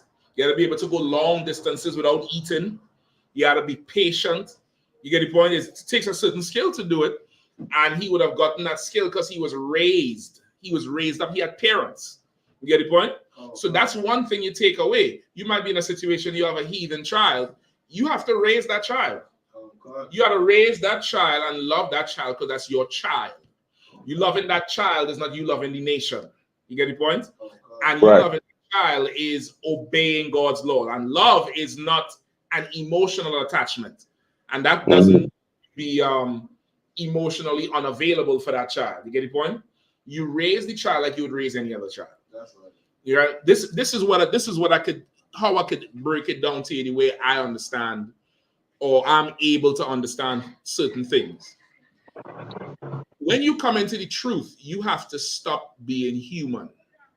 And I want to explain the context of stop being human. I'm not saying lose your humanity. You see, like people in the world, they get angry and somebody beat up somebody. You hear it all the time. You hear that whole Rihanna and Chris Brown. They get angry, right? And angry with each other. She hit him, he hit her back, they start fighting. That's people in the world. And they say, well, that's human. Somebody hit somebody, said something, whatever. When you come in the truth, you have to be more professional than human. You have to be a professional husband. Sister has to be a professional wife. You have to become a professional parent. if you were a school teacher, which is what a professional parent is, like a teacher is a parent. They're taking your child 8 in the morning and giving you back your child 4 o'clock in the evening. Teachers know your children better than you know your children. You're straight up, because they spend time with your kids. They're taking care of your kids, raising them up, correcting them when they're wrong. You get the point? Okay. Is a teacher allowed to just take the belt out and beat the child and put them to sit down in the corner? Why? Because you're the teacher, you're not the parent. That's what they'll say, right? You damn near kind of have to take that approach of restricting yourself with certain things that normal human people would do. Come on. Is that the backlash that the police are getting for booting the Indian man in his face? Oh, we come into that. They're saying that basically we broke the colleagues nose, I get that, but you're held to a high standard. No, we come into that. That's not the backlash for that. That's something entirely different. And that kick was good news. That kick was gospel. I'm gonna tell you that straight up and down by the end of the class. And by no means am I saying it's good what happened and the cops, should do it more. That's not what I'm saying. But I'm saying that event is in the Bible. And it's so good news. I'm trying to tell you, brother, if you're not in the UPK today, listen, I don't know what you're doing. All right. So let's get back to it. It's down there. You have to be a professional. You're going to get angry where it puts you out of your place, out of your character. And you're going to have to act like you honor slavery. Like your supervisor will piss you off sometimes, right? What you do? Give me some things you do to cope with some dickhead supervisor. Excuse my language.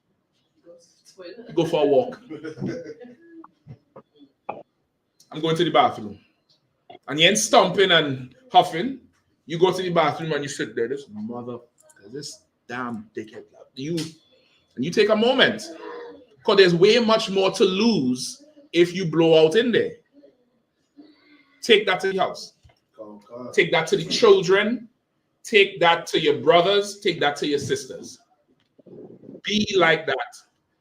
And it's a daily fight, I'm trying to tell you. Y'all go watch that demons lecture tomorrow. You're going to realize the demon's sitting right there with you. Now, he's sitting in the room with you right now. That thought that just came into your head right now, that ain't you. That's a demon talking to you. That conversation you be having in your head, Commander Yahanna told me this years ago. He said, sometimes you're trying to figure something out, and you weighing it. You're like, but if I do this, I'll do that. And if I do this, I'll do that. And you thinking, okay, you want to do this, but these other thoughts is coming in. I.S.U.P.K calls those things intrusive thoughts. That's his professional term. Intrusive thoughts, because they just intrude. You not thinking that. Like you might get angry with somebody and you start thinking, I'm gonna beat him, I'm gonna bust his face, I'm gonna put this brick in his nose. That's an intrusive thought. That's not you. That's something that just barged in. The general told me, brother, sometimes you think you part of the conversation. You not. It's two demons talking in your head. And you just witnessing the conversation. You see them cartoons where you have the good angel and the bad angel? That's where that should come from. You get the point? Listen, go and listen to the lecture. I'm trying to tell you, it's going to change your life. It's going to change your life. It's tomorrow night. Tomorrow night is going to be midnight, 7 p.m. Eastern time, midnight GMT time. I guarantee you, drink your coffee. You ain't going to want to miss it. It's $20, $20 US on Eventbrite, which is about what, $17.50 sterling. Figure it out, man. Get the link. We'll post it up. Y'all, get together and watch it. If you have kids old enough to understand, let them watch it too. Go ahead. No, it's there's a website called Eventbrite. I think people who have events always advertise, and you could buy tickets through there. So it's a pay-per-view. So whatever the link is, you pay for it, and you're going to get access based on your IP address. So whatever, well, let's say you're going to watch it on your computer, you pay for it there, so you get it. If you're watching it on your phone, you pay for it there, so you could cast your phone to your TV, whatever it is. You get it? That's what people in the UK. If you're in the US and you're not in Detroit, get your school together, man. Pack that building up. I'm just giving you advice, of course. You'll pay for that lecture, and you'll all come together and sit there and get exercised. Get the point? You find out. So back to it now. So you damn near have to be a professional all the way around that and make being professionalism your lifestyle. You get the point? You have to be like that. And the problem is we are people who, by our nation, by and large, we are slave people. We are professional for other people, but not ourselves. We're professional for the slavery, but not our own people. You get the point? And we have to push for that, which is why the UPK is how it is. We operate a certain way because this has to be now your life. And this is the spirit in the Bible. So now you may have this child who is a heathen child, but it's still a child. And you're going to raise this child up. Now the oppressor, he takes our children and abuses them. We are a better people. That's right. This child is our oppressor. What can I do to this child that's going to give millions of Blacks, Hispanics, and Native Indians justice for the last 1,000 years of oppression? What can I do to this child? Nothing. I'm going to raise this child up. And this child is going to grow up and know that my mother belonged to a people that my foreparents enslaved, and she is better than my forefather. You get the point? God. Come on, sis. So obviously, when they're adults, do you, is there still your child? Do you know what I mean? Do you, not cut them up, or can you still keep in contact with them? It's your child. It's your child. Cutting them off it's not a general rule. It's like surgery. It's like prescribing medicine. You go to a doctor or a pharmacist. How they prescribe medicine is based on your weight and the triage. You see that triage thing? That's how they prescribing medicine. The same medicine me and you on, they'll give me a stronger dose because I'm bigger than you. You get the point? Or somebody smaller, he can't take that much, they'll give him a smaller dose. You get the point? So it's similar. You take it situation by situation. If it's professional, when the Israelite child is an adult, do you cut them off? Let me ask you that. It depends if they're coming home as homosexual. What if they're not homosexual? And if it is I've got an Israelite child, homosexual, that's my child. Women are cutting black babies off of shit. Okay, it's harder for a woman. It's harder for a woman. It's something you have to understand. That child act was part of her for an extended period. You get the point? Not to get too graphic, but you don't feel the sperm swimming in you. You don't feel it, right? There's no man who sits here and go, "Ooh, one just did a breaststroke." You get the point? But a sister will be like, "Oh," and you can see the foot come. Well, maybe not the footprint, but you'll see something push out like Alien. You see the Alien movie? Brother, she lived with that act. Her body was in tune with that thing in her. It was part of her. It's like an arm. So it's different. Even the Bible say, "Can a woman forget her suckling child?" That's in the Bible. It's harder for a woman, which is why you had to strive to be professional. Rebecca, it was hard for Rebecca. Rebecca witnessed them fighting. She was told there's two races in her. Still gave birth. Saw one, saw the other, and be like, "God damn. Breastfeed. All right, go ahead. Go bathe now. Take this food." All of that. The father loved him. You get the point? We are not like the oppressor. I'm going to give you an answer. The answer is the same if the child is an Israelite. There's something that can make you cut a child off. And you should do it. Because you could go make more. The Bible said, do not stand. Give me that in the Apocrypha.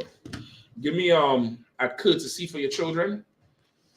Right? It was specifically talking about specifically for brothers, because it's, usually it's brothers is the one who have that issue. Stand something. So I got it. Is go ahead. Ecclesiastes chapter 33 and 21. It's like you sir. Ecclesiastes chapter 33 and verse 21. That's it. Go ahead, read it for me. Can't. Ecclesiastes 33 and 21. For better it is that thy children should seek to thee than that thou shouldest stand to their courtesy. You understand? That's what the Bible says. Read it one more time. Can't. For better it is that thy children should seek to thee than that thou should stand to their courtesy. it's better that your children come find you than you stand to their courtesy, meaning like how you stand when the general walks in the room. A higher man walks in the room, your brothers get up and offer the seat. You might have a child that is a total knucklehead. You might have a child that's, whatever. And this child is not obeying the Lord, don't want to obey the Lord. Says, you know what, F you and that Israelite shit. You should not stand to that child's courtesy. You should not be like, well, come sit here. Let me serve you. You should not do that. You should let that child go do whatever the hell they want. And by child, when I say not like a baby like this, you get the point? This is a child it's your child. A 20-year-old is still a child. You get the point? Once the person is old enough where you could tell what they're saying is a conscious decision. You get the point? It's different for different people. Christ was in the synagogue at what age? 12 years old, 10 years old, battling. He was conscious at a certain point. He had to tell his mother, listen, how about my father's business? Leave me the hell alone. You get the point? There's different ages that would happen. There's one child who's 13 years old. They want the video game. You tell them come to class, they come to class. You tell them do this, do that. There's another child, they're 15 years old. F you, I want to do this, forget the Passover, sneaking out. Nigga, go. Do whatever you want to do. But you can't stay here. So, if you have a heathen child, do they do what you do? Because they're heathen. Like, what? How do you? I'm gonna come to that part. All right. So, but this year, from this scripture here, it's saying that you want to take that professional across the board, whether it's a heathen child you have or Israelite. You're gonna raise them a certain way. Once they start getting a certain amount of a certain conscious level, you're gonna have to lay the law. While you're living here, you're gonna have to do what the hell I say to do. Now, when you decide to roll out and move out, you could do what the hell you want to do. That's fine. You get the point?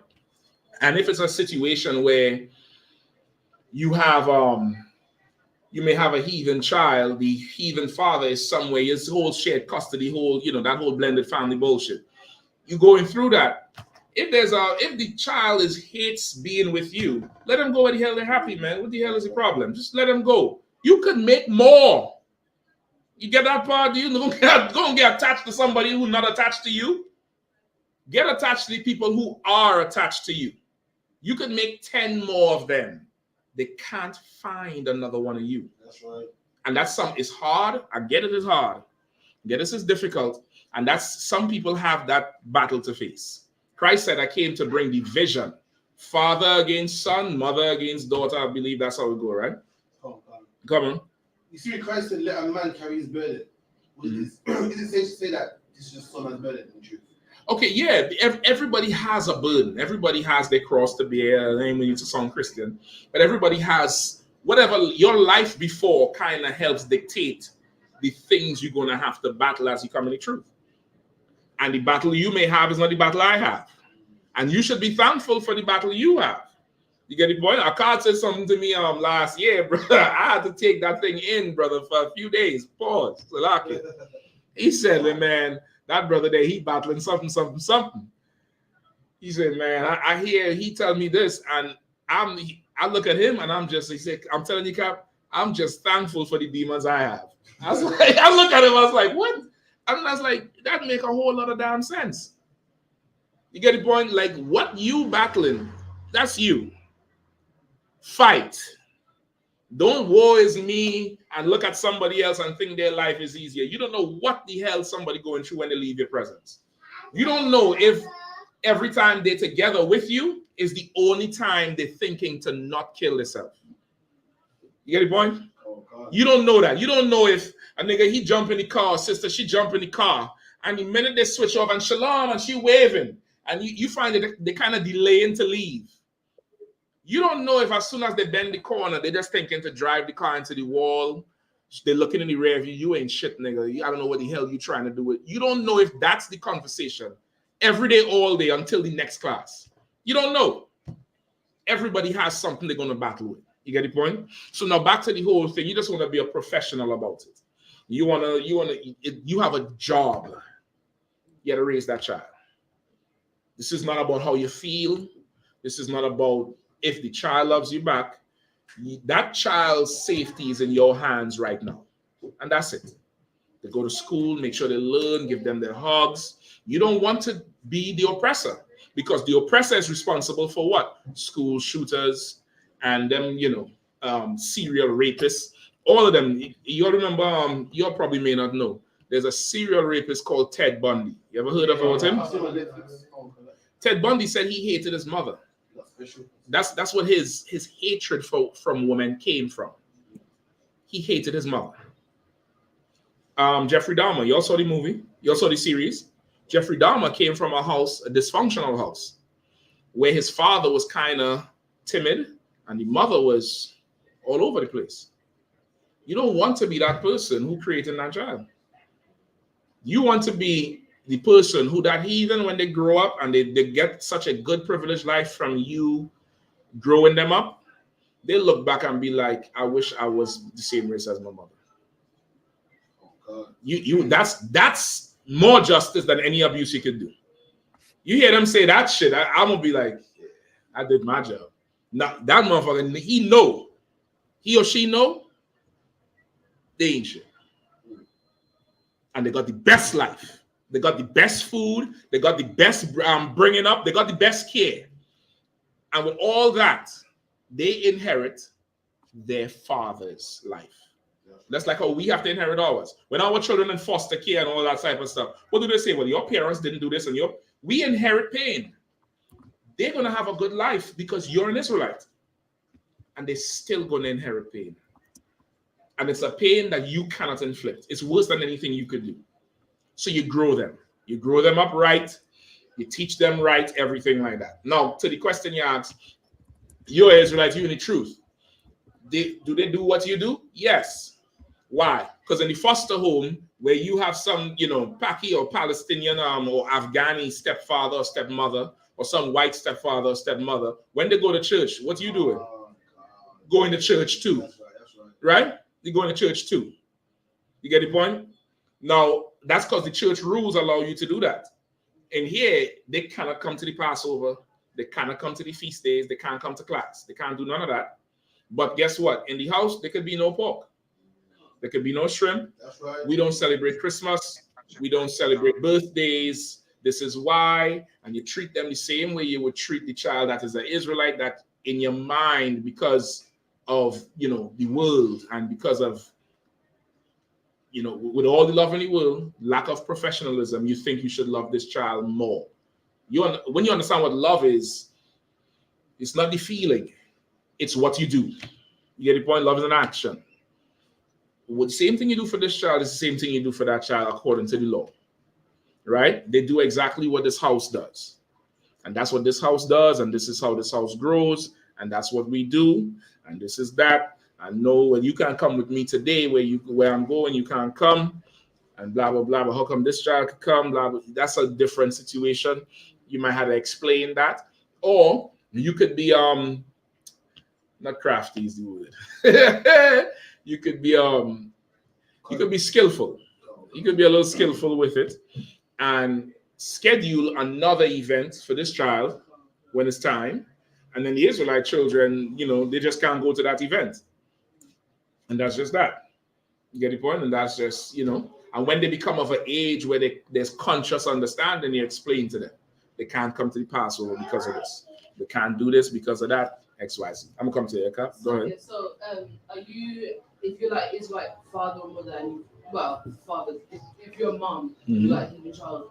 And a father can have a heathen child too, if, of course, he marries a woman with a heathen child, or a brother who in the world marries a heathen who had a heathen before, and he comes into the truth with a heathen wife, but her kids is heathen. He's still their father because he married the mother. You get the point? Go ahead. Would, like you celebrate their achievements. Is that like, are you doing overboard? Because obviously if you love each other, you love everything about them. Can you still do the same if you do if it was Israel? Can you celebrate them and celebrate the heathen or the Israelites? What the heathen sucker, whatever their achievements are, or you want to grow that child like how you would grow the Israelites. You get the point? You want to do that thing. Now, of course, we're in the whole age of the internet and all of that, which is a more permanent. Everything is permanent. because you could go back, and Facebook's so damn stupid. You know, memories, them Facebook memories, you know, they ain't good for shit. Unless you post this scripture, you know, the memories damn near never sync up because that's how you was feeling 5 years ago. You read the post and you're like, I can't believe I wrote that shit. Delete. Right? Because of that, you know, you damn near not really creating two lives, but you celebrate it in a way that this child could get the esteem that a child needs. You get the point? You want to do all of that. And that's fine, and it's lawful. Remember, we still have laws we have to obey. And you cannot be evil to a child that's in your care. You get the point? You can't do that. Right? You good to go? Go ahead. Earlier he was talking about the law of abandonment. Mm-hmm. I started watching the movies like Viking and whatnot. I mean abandonment in terms of like a man fucks up, or if like the government of a certain city ain't keeping the laws. Okay. Yeah, to what? I've been watching movies like Viking and whatnot, yeah. That law's rough as shit because it's like kicking a man out of Birmingham onto the motorway. And like on the motorway there's just bandits and you're not under the protection, like that kind of rough. Yep. You know what I mean? Like, when you read it, if you abandoned, it's cool, but it's not like imagine a man keeps you outside of Birmingham and in the middle of like Birmingham and Coventry by yourself, like fend for yourself. There's bandits, there's no laws, no police force. I thought that's kind of harsh, man. Well, okay, it's meant to be harsh, so you behave. Come on. That's the thing about our nation. You're supposed to know the consequence, so you behave. And when it's time to exact judgment, you can't be slow in it, because you might think the judgment serves more than one purpose. You might think the judgment is just to beat this person or discipline this child or discipline this person. Judgment also sends a message to everybody who witnessed the judgment. You get the point? I remember seeing them old tapes from Haiti and from Jamaica, where they put the tires around them sodomites and light them up. I remember, I see a tape long ago where this alleged sodomite, I don't know if he was or not, but he was hauling ass, brother. He was running and they cornered him, brother, and the police is trying to get to him before the mob so they could take him into custody because they don't know his life is done. So the cop come and they firing shots into the air, brother, and the sodomite go underneath a car, underneath the car and hiding. And brother Benjamin is sideways stones, and like one of the stones hit him and he passed out under the car and it's gas. And they light him up and he roll out from under the car. I guess the fire wake him up, brother. And it was rough, brother. The cop just had to fall back. And you can see him on the radio calling for backup. Now I see that. Whatever he did, I ain't doing that shit. I don't care what it is. I don't care if it's drinking water. Whatever he did, that they did that to him, I'm not doing that. And that's righteous. The Bible says to put the evil away from among you. It's not applauding or lauding what some would consider a violent judgment. It's what the effects of it after. No, that's if that person is guilty, of course. You get the point? That's what a judgment is for. It's meant to do that. Let me just get that too before we move on, right? This is from the whole with the Vibes Cartel thing. Right, this is how righteous the Lord is. All right. Give me Numbers 35. Give me Numbers 35. And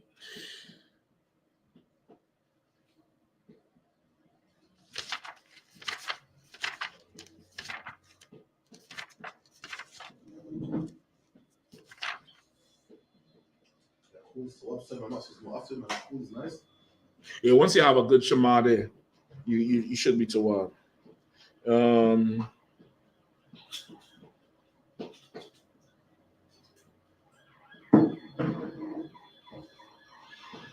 I probably should have hit this one first. Hold on.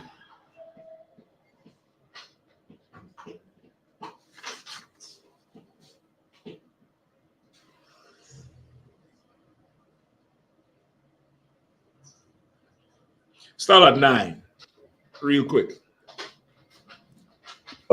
Numbers 35, verse 9. Verse And 9. the Lord spake unto Moses, saying, Speak unto the children of Israel, and say unto them, When ye be come over Jordan into the land of Canaan, Yes. I'm putting it right here for then anybody. ye shall Go ahead. Go ahead up. then ye shall appoint your cities to be cities of refuge for you, that the slayer may flee thither, which killeth any persons at unawares. And they shall be unto you cities of refuge from the avenger,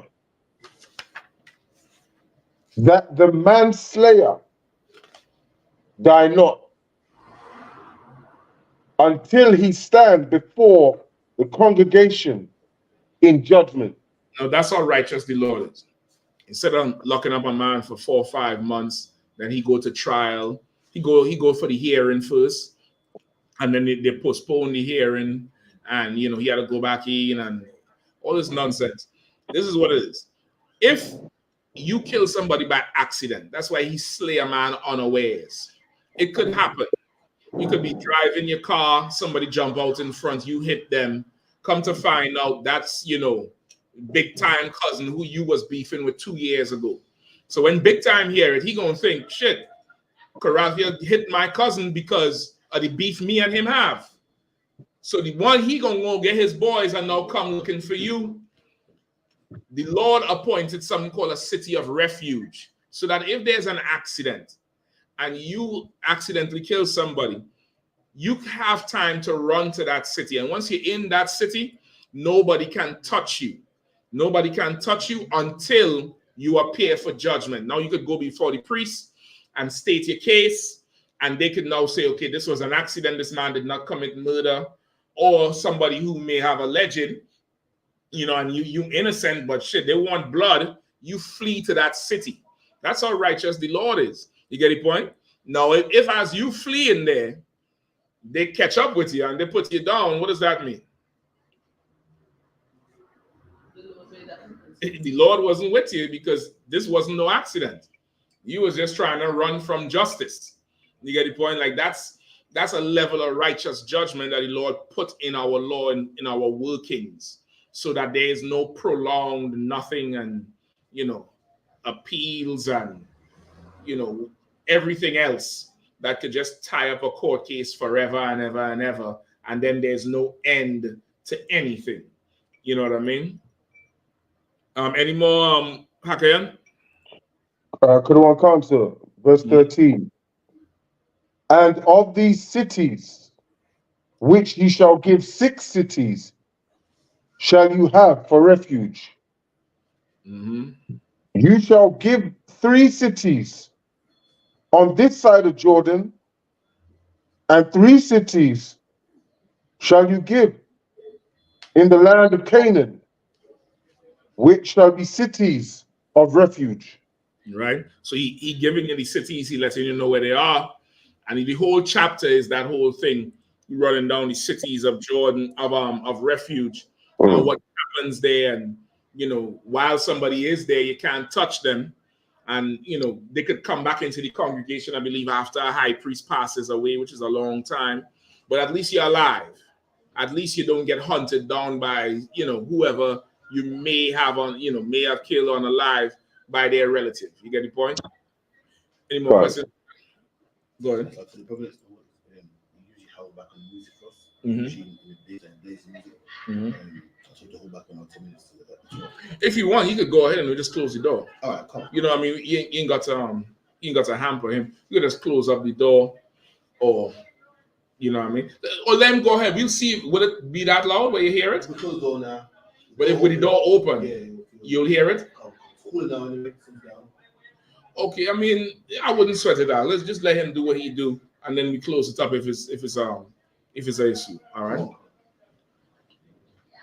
All right, any other questions? Any room? Says you to up. Go ahead, come on. So Sloppy, go back on that. With the, who do you encourage them to marry? Like, who do you say they can marry? Like, I got you. Good question. Okay, so you may have a heathen son or daughter. You grow them up. You, again, professional. Who would you encourage an Israelite son or daughter to marry? An Israelite, right? Because that's our law. That's what you should do with the heathen. Because why? If you don't encourage them to marry their own, what could happen? Marry one of us and then that person's sinning. But it kind of is on you. You get the point? So really, whatever they do when they are adults, you can't control that. And, whatever. But you could explain to them that they should go for somebody of their own or some other heathen. The law is for us. The law is for us at the end of the day. You could just be, the perfect mother to the heathen and tell them, go get, whatever race they are, go get somebody like that. You get the point? They might want to say, well, you, mommy, I want somebody like you. You're never going to find somebody like me. You get the point? You're never going to find somebody like me. I'm one of a kind. But you might find somebody close who's like you. And you could just help them out. And once they have a certain age where they're conscious, you could explain to them why it's wrong for them to marry one of us. So even as they leave you, they'll have in their head, I can't marry no one black. Not because I'm racist, but because it's better for them. You get the point? Sister Yahanna? Yeah, don't be them heathen. You don't have to marry like Esau, marry Esau. Or, like. Okay, they should. They should. You asking this for now or kingdom? The kingdom. Okay, in general, okay, they should. They definitely should marry their own. However, the laws is for us, right? The laws doesn't say, they should marry their own. That's what should happen, right? Okay, this is what you want to look at. The reason there's interracial marriage is because the oppressor, when he goes to conquer somewhere, he has sex with the women. So in order for it to be okay, in his culture, he says that's okay. And as time progressed, the women having sex with everybody else. Now, when we rule, our laws is going to be laws. So now if it's like what it says, don't take their daughters, that's talking to us, but that's going to be worldwide. So it's the culture. The culture of the world today is the culture of the oppressor. In the kingdom, the culture of the world is going to be the culture of Christ. You get the point? So it's more so for us. Now, will there be a penalty if, an Arab take a Chinese woman? I can't say that because there ain't no provision for that in the law. But you want 12 tribes, you in the kingdom, and you trying to march in the gates with Kim Kardashian, brother. I could show you in the law what happened to the last person who did it. You get the point? So it's different in that aspect.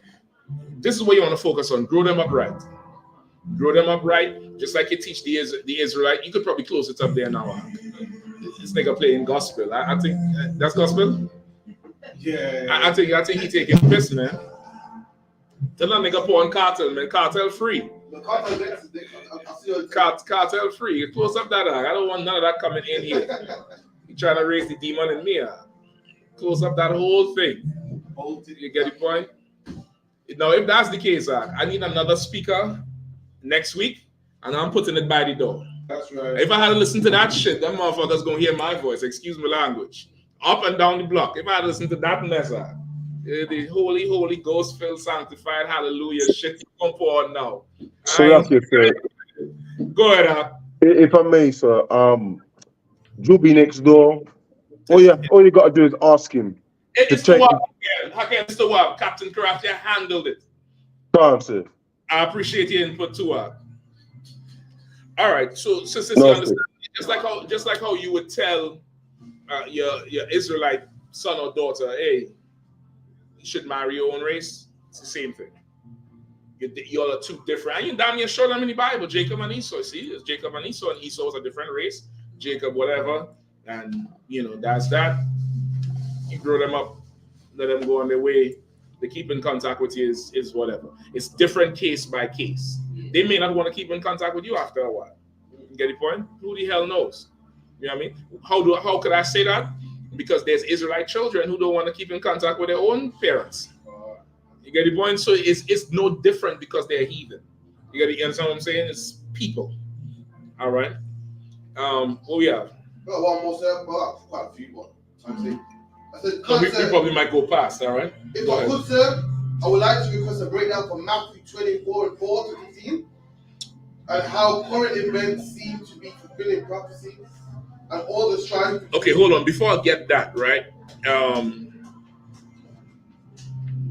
Give me the one with the brother from London. Did he ever type back in? Carl, you didn't say his name, nationality. He didn't quite get back though. He said, It's like if I could, sir. Yeah, go ahead. Con, I believe in one of his messages he did say he was an Israelite. It's in this one right here.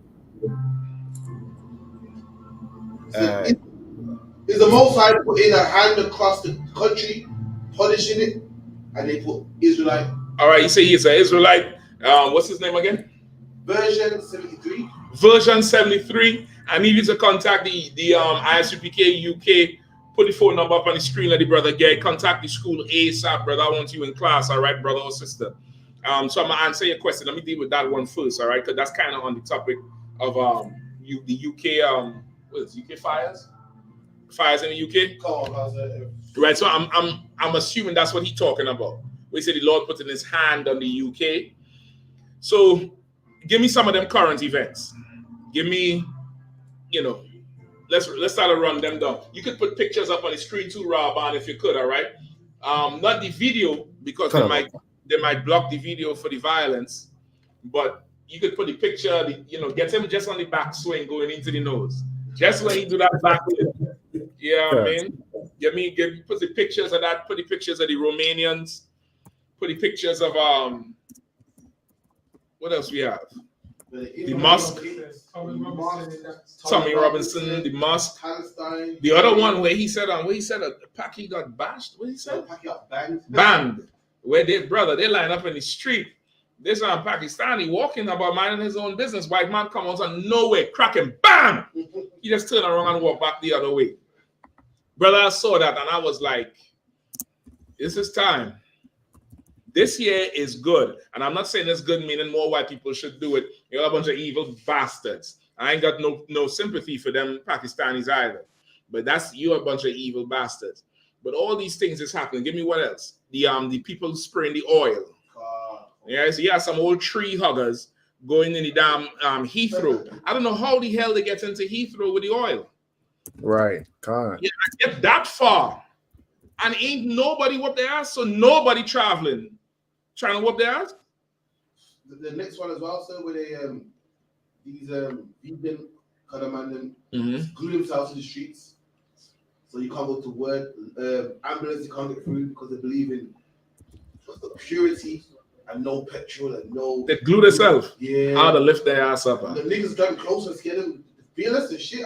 I would have lifted their ass. I'd have pulled. There'd be flesh attached to the ground. Go ahead. Just oil. They hate the oil and the fucking like pureness. Yeah, but the glue is made from oil. Right. Dumbass. They were blocking the motorways and everything, stopping these people to work. Ambulance the whole night. Where did this happen? Everywhere, all over Britain. Yeah. Because oil is messed with the country and yada yada and yeah. You might have to put it up on the Yeah, you make the picture bigger if there's a way to zoom in on your phone or your computer. All right. Hold on, just this one. They glued to the ground. Yeah, that's a hand there, right? Dummy. Brother, go ahead. I was just saying there's some processes in Leicester. I didn't even know about this. I just went on some Leicester page. Right. And they've been like in the outskirts of Leicester because they make drones. There's a company that makes the drones. Okay. And they're saying they're the ones that have been giving the Palestinian, the Israeli drones. people drones to bomb. So they've been protesting. So any drone, they can make drones for kids, but it's like you know what I mean? They're protesting in Leicestershire. It's on the outskirts. I didn't Right. hear about it, but I went on some Leicester page, just over there, and they're all protesting in Leicestershire of all the drones. That's ridiculous. You get what I mean? That's absolutely ridiculous. I think someone climbed up on the roof, got in, started throwing all paint and mash up the place. Brother, I'm trying to tell you, there's a difference between America and the UK, brother, because boy. Imagine you're in Heathrow, yeah, and you just want to get home, and you want to see the screen, you know what gate you're at, so niggas sprays the money at you. Oh, listen, I wouldn't confess what I would do, but brother, that's gonna be a rough one right there. Just don't get no oil on me. Don't get no oil. Don't get no oil on my bank robber, according to Carter. Don't step on the bank robber. If you think you're bad, you could go in Heathrow. So you had them, they're doing the thing in Heathrow. You had the ones who fight there in Manchester. The mice, the Palestinians putting the mice out. The Romanians trying to burn down what? Not Leeds. They were trying to burn down Leeds last week. This week, whoever just put the phone on mute. Put the thing on mute, all right? Put the mic on mute. Right? Then this week they went down London, South London, I believe, and burned down the mosque. Southport, so down by the seaside. Below is Liverpool or down south? Okay, on the outskirts of Liverpool, tear up some mosque because they thought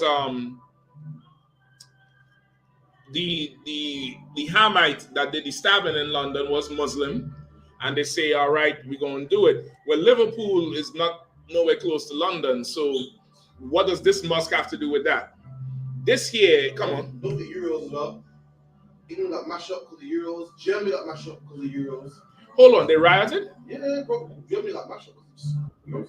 And what about England? Who keep going and coming on? Okay, his internet is bad. Yeah, so England, they rioted in England too? And Germany. Even though they reached the final? I'm gonna say, I can't even help here. Fuck you up. Okay, so this is what's happening, right? Whoever had the question, Matthew 24, who had that question? Officer Alban, sir. Okay. Okay. What was the question in Matthew 24? The question was, if I could, sir, I would like to request a breakdown of Matthew 24, 4 to 15, and how current events seem to be fulfilling the prophecy with all the strife between nations. And like, for example, verse 9, where it says, we shall be delivered and be afflicted. Is it right to say we can see an example in the oppressor's desire to do this? In Trump saying he wants to bring us back to stop and frisk. Okay, so yes, you have anything that's would threaten Israel. All right, anything that would threaten Israel, you could attribute to this. When it says we would be delivered to be what? Tormented? Not tormented. What verse is that? Say it again. I believe it says afflicted. We should deliver to be afflicted. Delivered to be afflicted, meaning they're going to try to afflict you. Okay. Deliver you to be afflicted is different from afflicting you. You get the point? They're delivering you to be afflicted. They're going to try to hurt you, but they ain't going to be able to. You get the point? You remember last year, October, right? In the bull ring. What did the crowd want? They wanted us to be afflicted. They went to the police and said, arrest us. The police was thinking to arrest us. They wanted to deliver us to be afflicted. That shit ain't happening. You get the point? That's not happening at all. You understand? So, okay, give me what else is going on in England? Give me some more. The far right.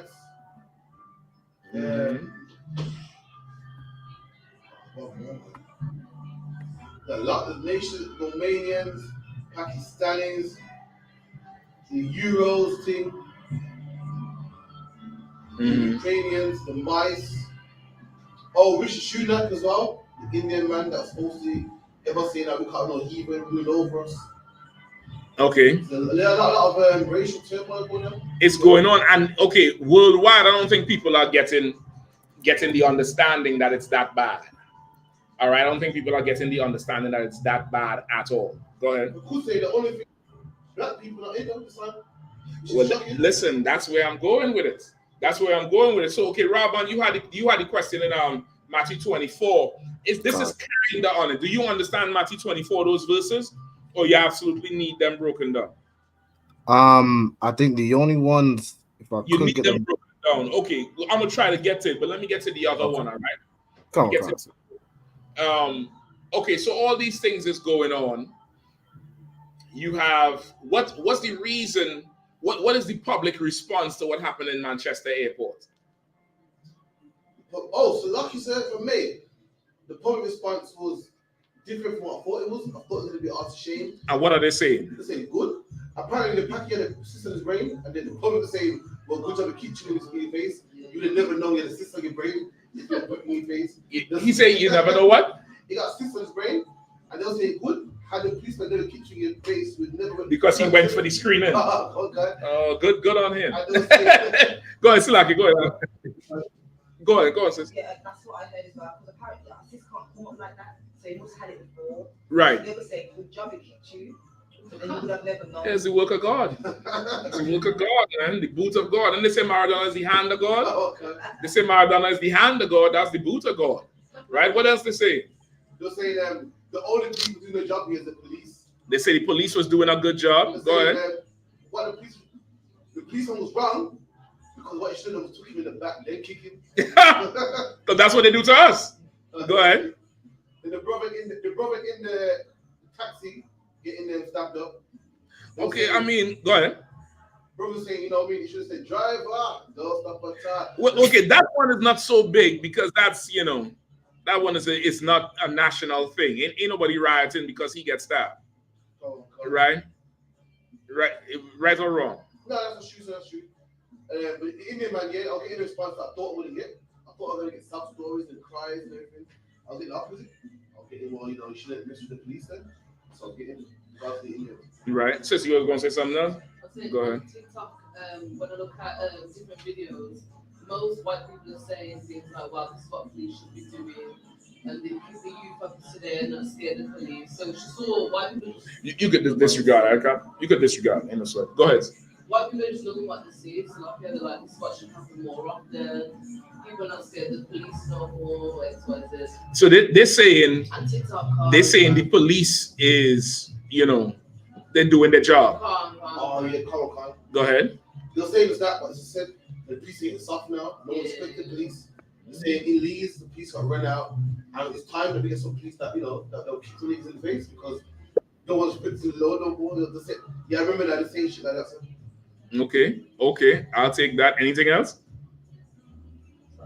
Go ahead. It's more, on TikTok, it's the Asians that are sticking up for the Asians, I would say, and then the white people are on the police society. What are they saying? What are the Asians are saying? They're saying like the police are wrong, it's racially driven, and things like that, really, which probably is true. But... I mean, it is racially driven, and okay, I think the heathens have gotten comfortable in the white man's empire, way too comfortable. And because whatever, now of course, this is my best guess on the prelude to what's going on. When I first came to UK, I think I was telling you this, Cap, that I thought England was a Christian country. I never ever expected to have to battle Islam in England. This is England. This is knights and round table and kings and queens and you get the point? Like, you what do they call them? Them other lower ranking people in the royal family? Knights, tea and crumpets. No, not the tea and crumpets. Like your earls and lords, sir. Just and the lords. Brother, I never thought I would have had to say the word imam in a battle in England. Ever. Like, would you ever think you would go to Qatar and have to break down Christianity? No. I never ever expected that. I saw so many stores, so many streets just flowing. Just what's going on? And then you all told me London had Asian mayor? London, not Leeds. The capital of England has a heathen mayor. And now you progress so far, you was in charge of the country. The problem is, let me tell you what the problem is, and this is good for us. And you should thank the Lord tonight when you go home. You should face the east and do it in the morning. Thank the Lord that you were born a nigger. That's right. Because the bell has tolled on these heathens right here. These heathens thought that they were not niggers.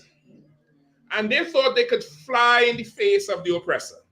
You thought, how much was on London Bridge last year, October? 500,000 for Palestine. What was white people saying? We ain't doing nothing. Go to Palestine and protest. You remember that? Spray paint in the bridge. Spray painting everywhere. Spray paint mice and put it in McDonald's where everybody eating. Climb up somewhere and pull down some flag. You in England.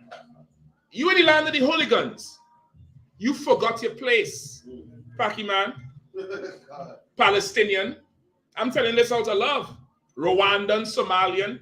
You forgot your place. You forgot your place.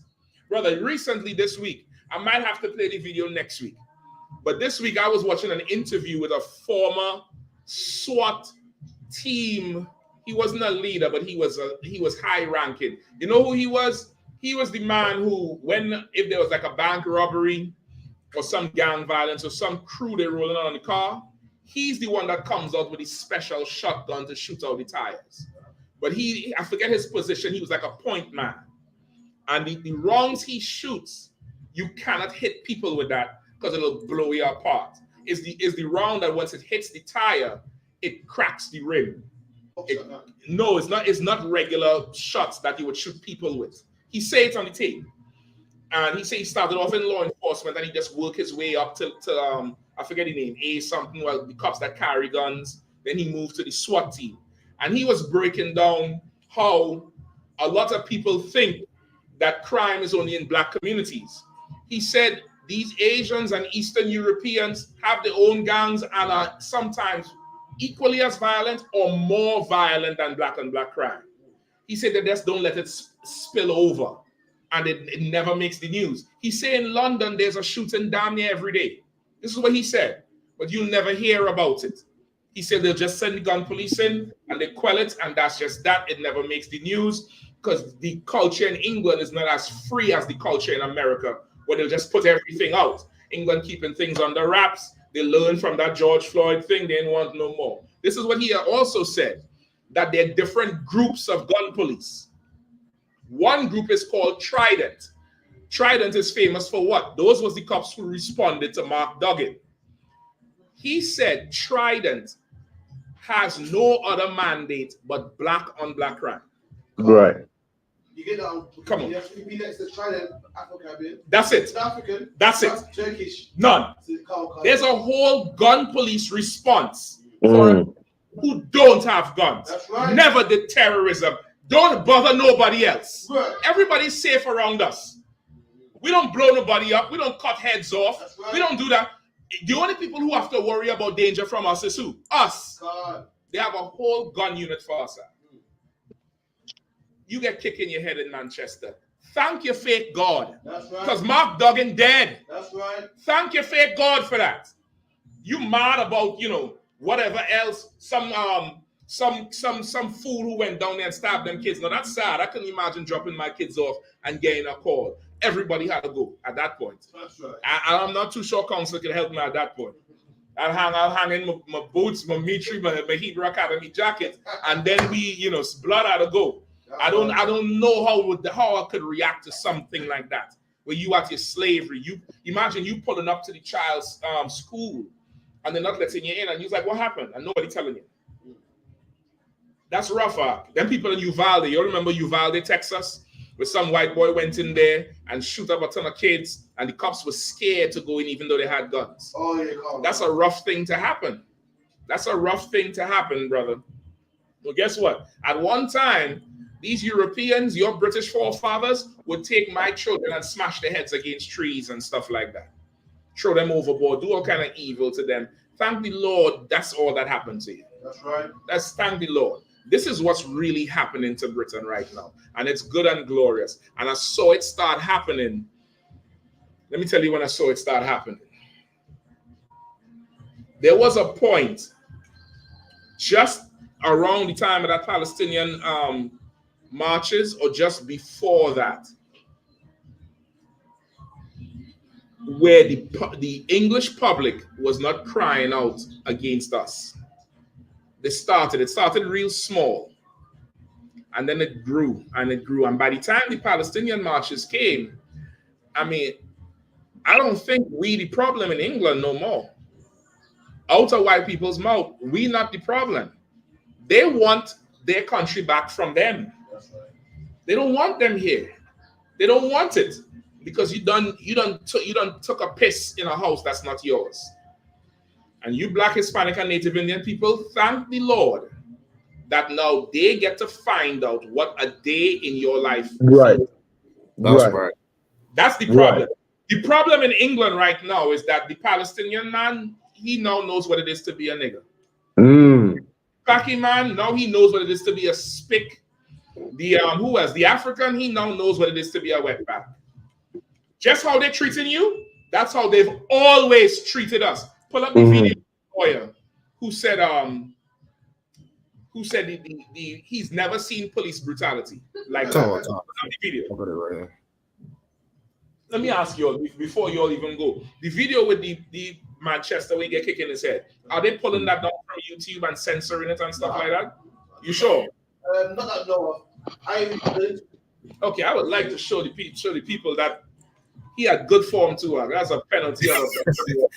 Cause I can get it up. I got it on the Facebook. So. Hold on, brother. Hold on. Okay. Wisdom reign. They put footage why are kicks in the face? And white people like to see. They put footage of what? Of why are kicks in the face? What do you mean? This hacking going on back. Punching the policewoman, headlocking this man. So he earned it. Well, listen, if George Floyd deserved to get choked out, you remember you always saying George Floyd deserved it. He was on fentanyl and he was, whatever, and he had a counterfeit bill. Remember they say he had a counterfeit 20? We ain't get that yet, huh? He had a counterfeit 20 and he had drugs in the system, so he deserved to get choked out. You fighting in an international airport. What do you want? It was that bad. The same police, the same lawyer, they're talking about, yeah, we're going to beat this and blah, blah. He said, yeah, I'm upset down. He knew it's a case that you don't fight. You going to stand up there because of the race. Unruly, punched the policewoman in the face, punched the man. He got tasered while he was headlocking another policeman. Yeah. The policeman's a man in the day. Listen. I get punched in your face, ain't nice. I remember that video long ago where he even said, look at the strength. Look at the strength. The problem is all y'all think y'all like that. You're not. That's right. You're not like that. Robin, pull up the video of the lawyer for me. Y'all could go find the video of the kick is on the UK page. But pull up the video of the lawyer talking about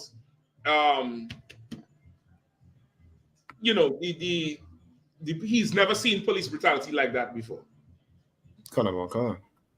All right. And somebody else hold for me.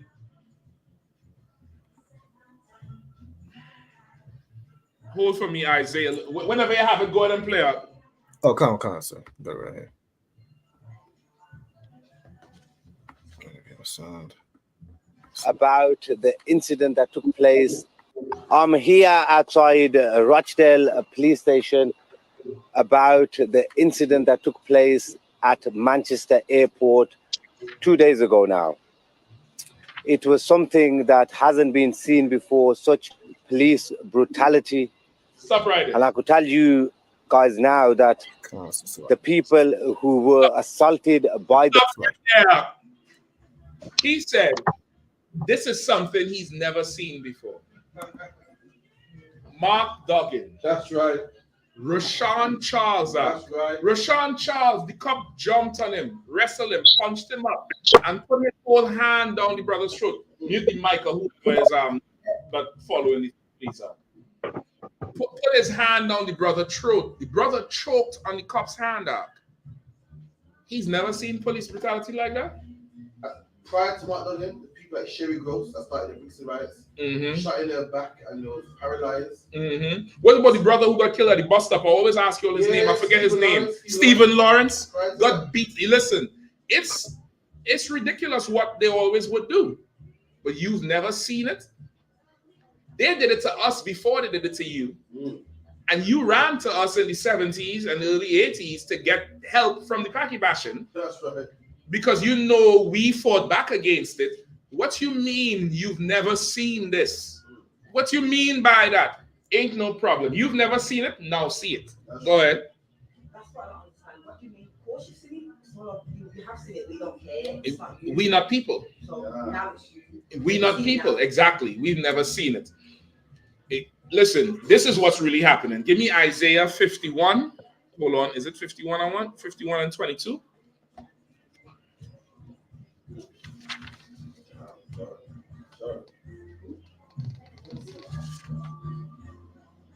Salakia. Start at 17. Isaiah 51, verse 17. Awake, awake, stand up, O Jerusalem, which has drunk at the hand of the Lord the cup of his fury. Salakia. Come on, quickly, I need it flowing. Come on, Ak. Yeah, I can't really see. Salakia, can somebody else take that over for me? Khan, the book of Isaiah, chapter 51, verse 17.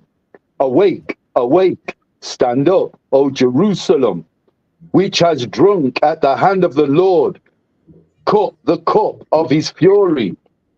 Thou hast drunken the dregs of the cup of trembling and wrung them out.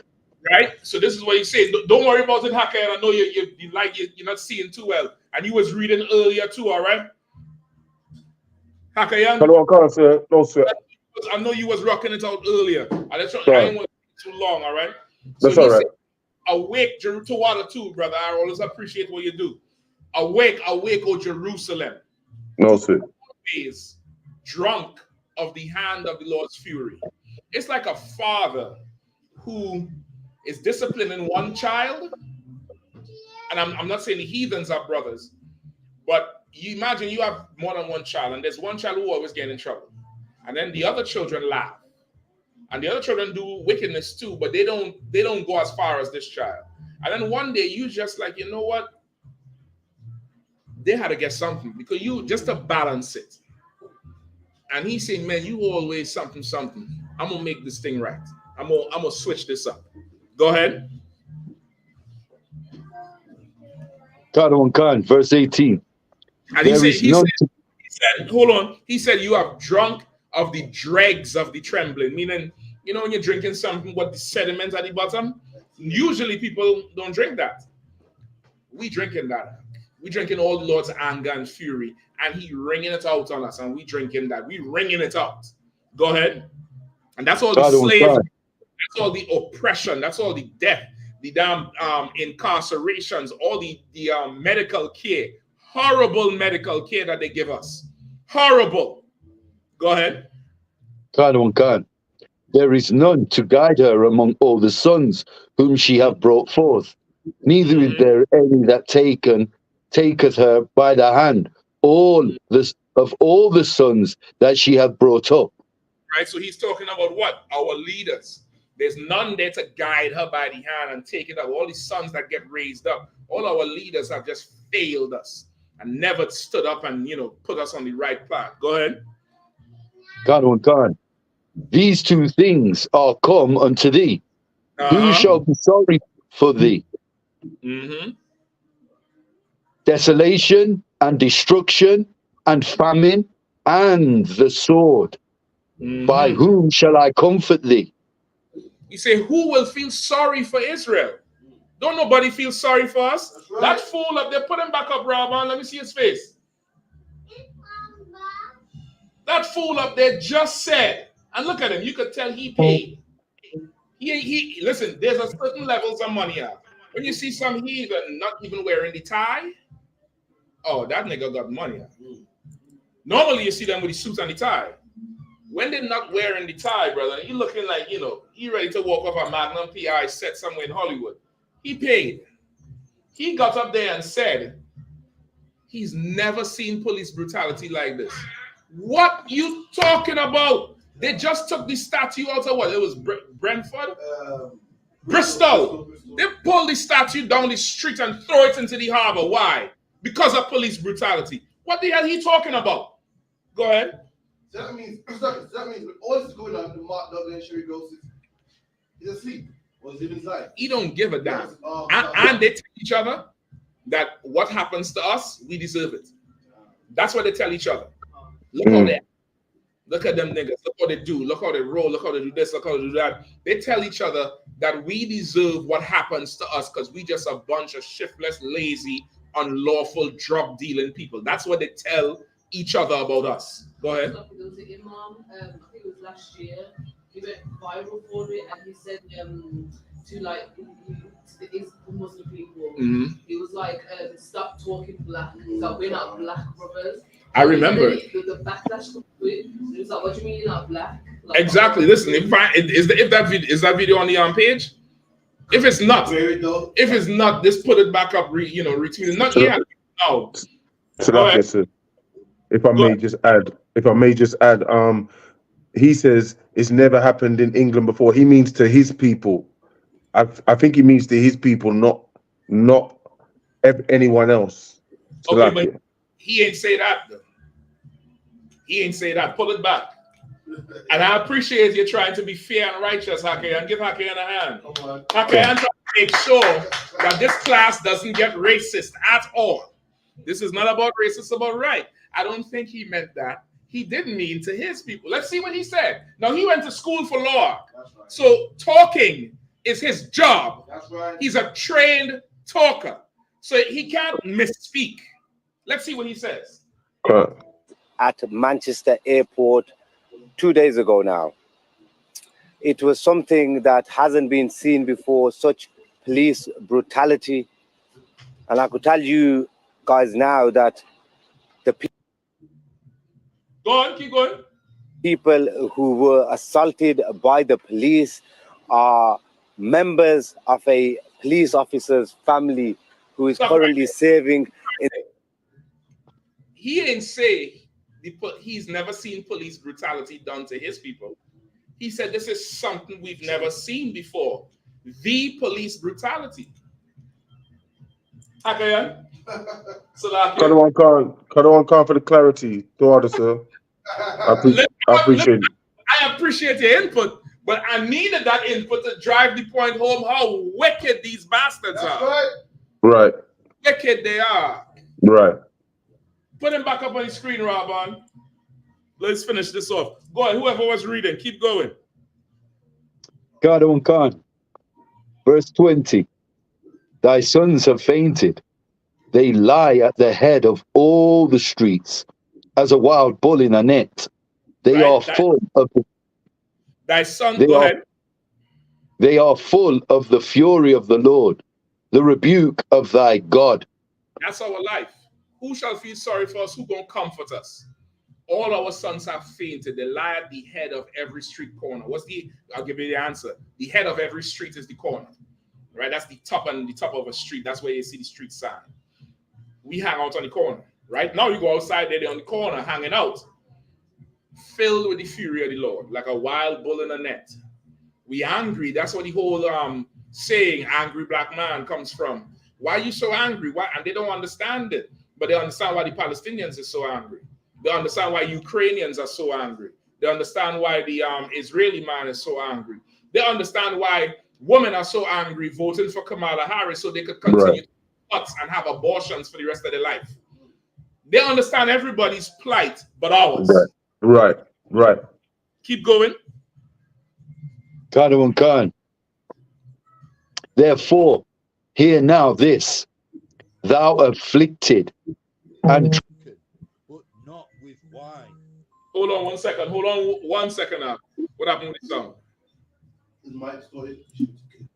Yeah, read it again one time, Ariella. Your mic went out. Khan. Verse 21. Therefore, hear now this. thou afflicted and drunken, but not with wine. Hear now this, thou afflicted and drunken, but not with wine. We've drinking from that cup, and we are drunk with what? Oppression.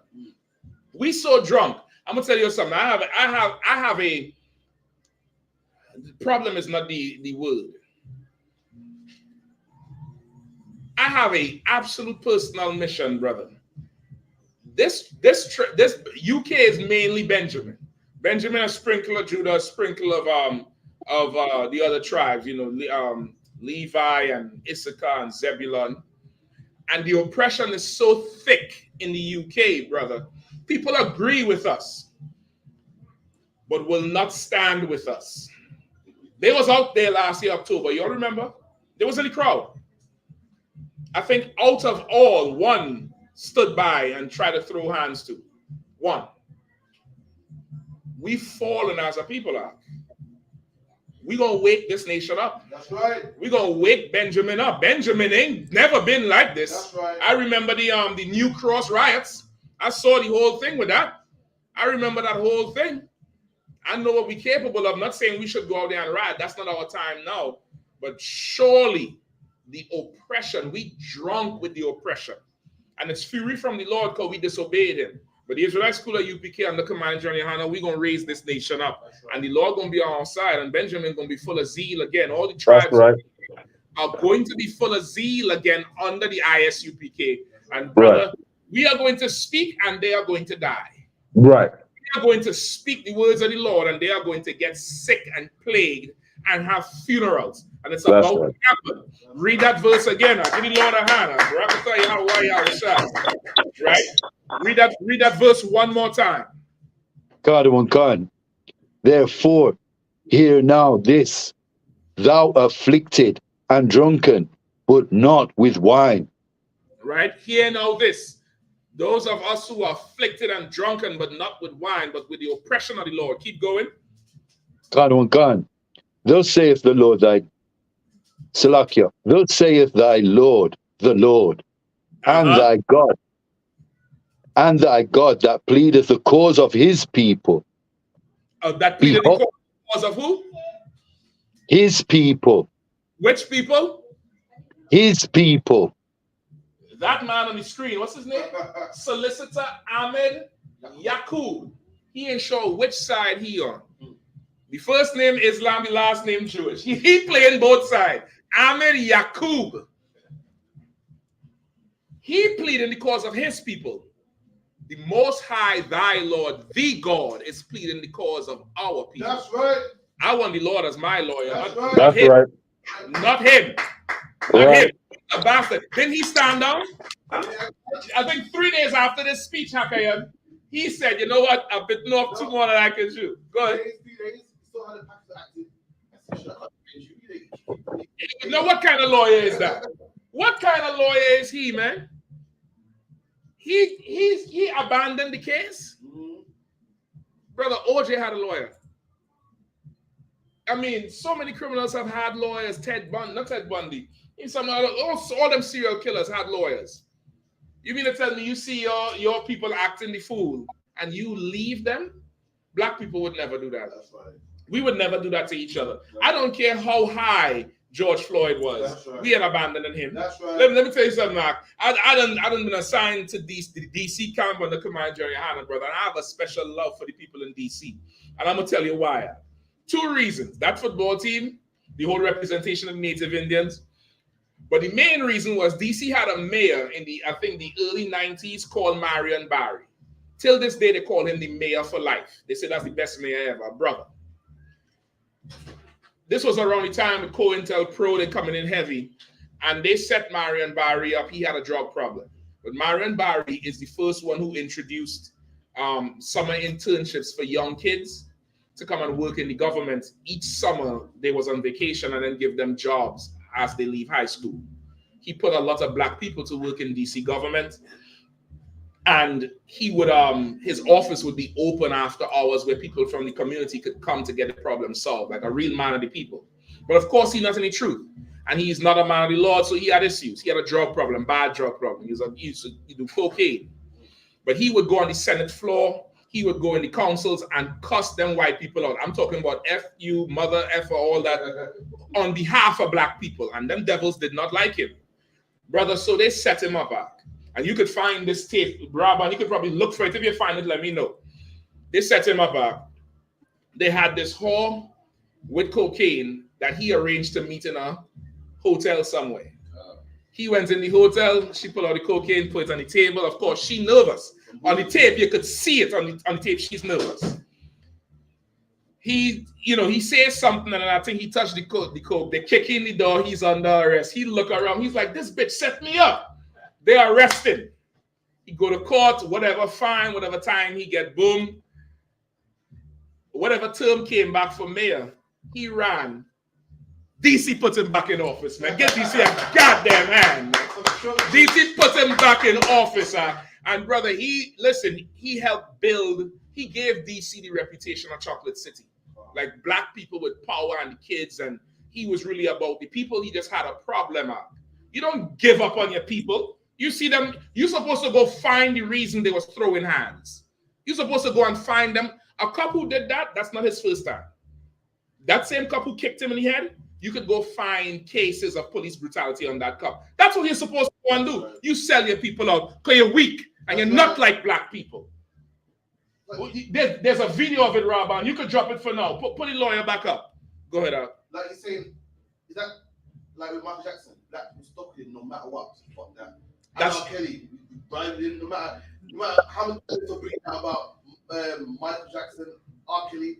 Brothers like fuck that. Okay, it's not as much because those are celebrities. He's not a celebrity. He's a man who born and raised and go through the ranks and made it up into office and was fighting for black people on behalf. It's a little bit different. There's a celebrity element there, but in a way it's like that because we know the oppressor is unjust. So it's like, he only doing this to you because you're black, damn near. Because Epstein and them rape people too, like Bill Cosby, and they didn't put them in jail. You get the point? They didn't do them what they did Bill Cosby. It's a little bit different. Oh, that's the tape there. Play it. If there's audio, I don't know which part it is. It's pretty short. Make the whole thing big so everybody see it. Lately, when I do this stuff, I get hyper. I mean, just too nervous, too hyper. I've been looking at the floor, I always did that. I'm kidding. I'm always kidding. I've been tuning a lot, and I've been doing that too.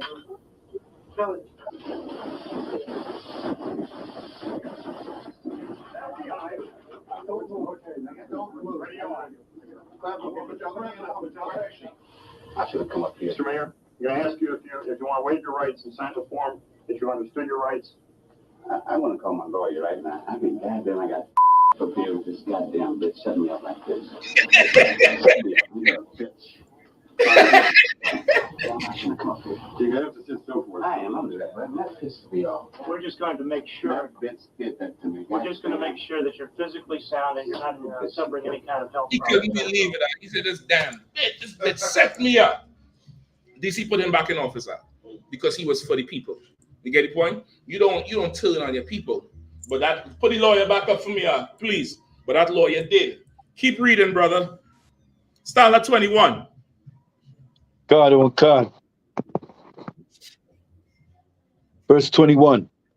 Therefore now, Salakia, therefore hear now this, thou afflicted and drunken, but not with wine. See, now listen this, you blacks, Hispanics, and Native Indians who've been afflicted and oppressed by the Home Office with Priti Patel, with mass deportations, who've been oppressed by the medical system. The NHS hates black people, especially black women. I hear all these stories of you're going in there to give birth and they don't want to get you no help and they think you're not in pain and they want to cut you open when you don't need to get cut open. They're abusing our people, the hell out of our people. They're doing That's it. right. The Lord hears it and he sees all those who are afflicted. Keep going. God, oh God, thus saith thy Lord the Lord, and thy God that pleadeth the cause of his people. Behold, I have taken out of thine hand the cup of trembling, Mm-hmm. even the dregs of the cup of my fury. Mm-hmm. Thou shalt no more drink it again. The Lord said, I will take out of your hand the cup of my fury and the cup of my trembling, even the dregs of it. Because, brother, we get the dregs of society. We are at the bottom all the time, get mistreated, get abused, nothing happens. We are at the bottom. That brother who was eating the sardines when they found him dead because he was running from the home office, older brother, dead, not sardines, cat food. He was eating cat food and he starved to death out. Ain't nobody drop bombs on his place. He died from just systematic oppression, but everybody crying for Palestine. Nobody don't care about us. This lawyer said he never seen it before. Our people dying here and you don't care. The Lord said he's removing the cup from us. He's taking it from us. He's taking it. Go ahead. Khan.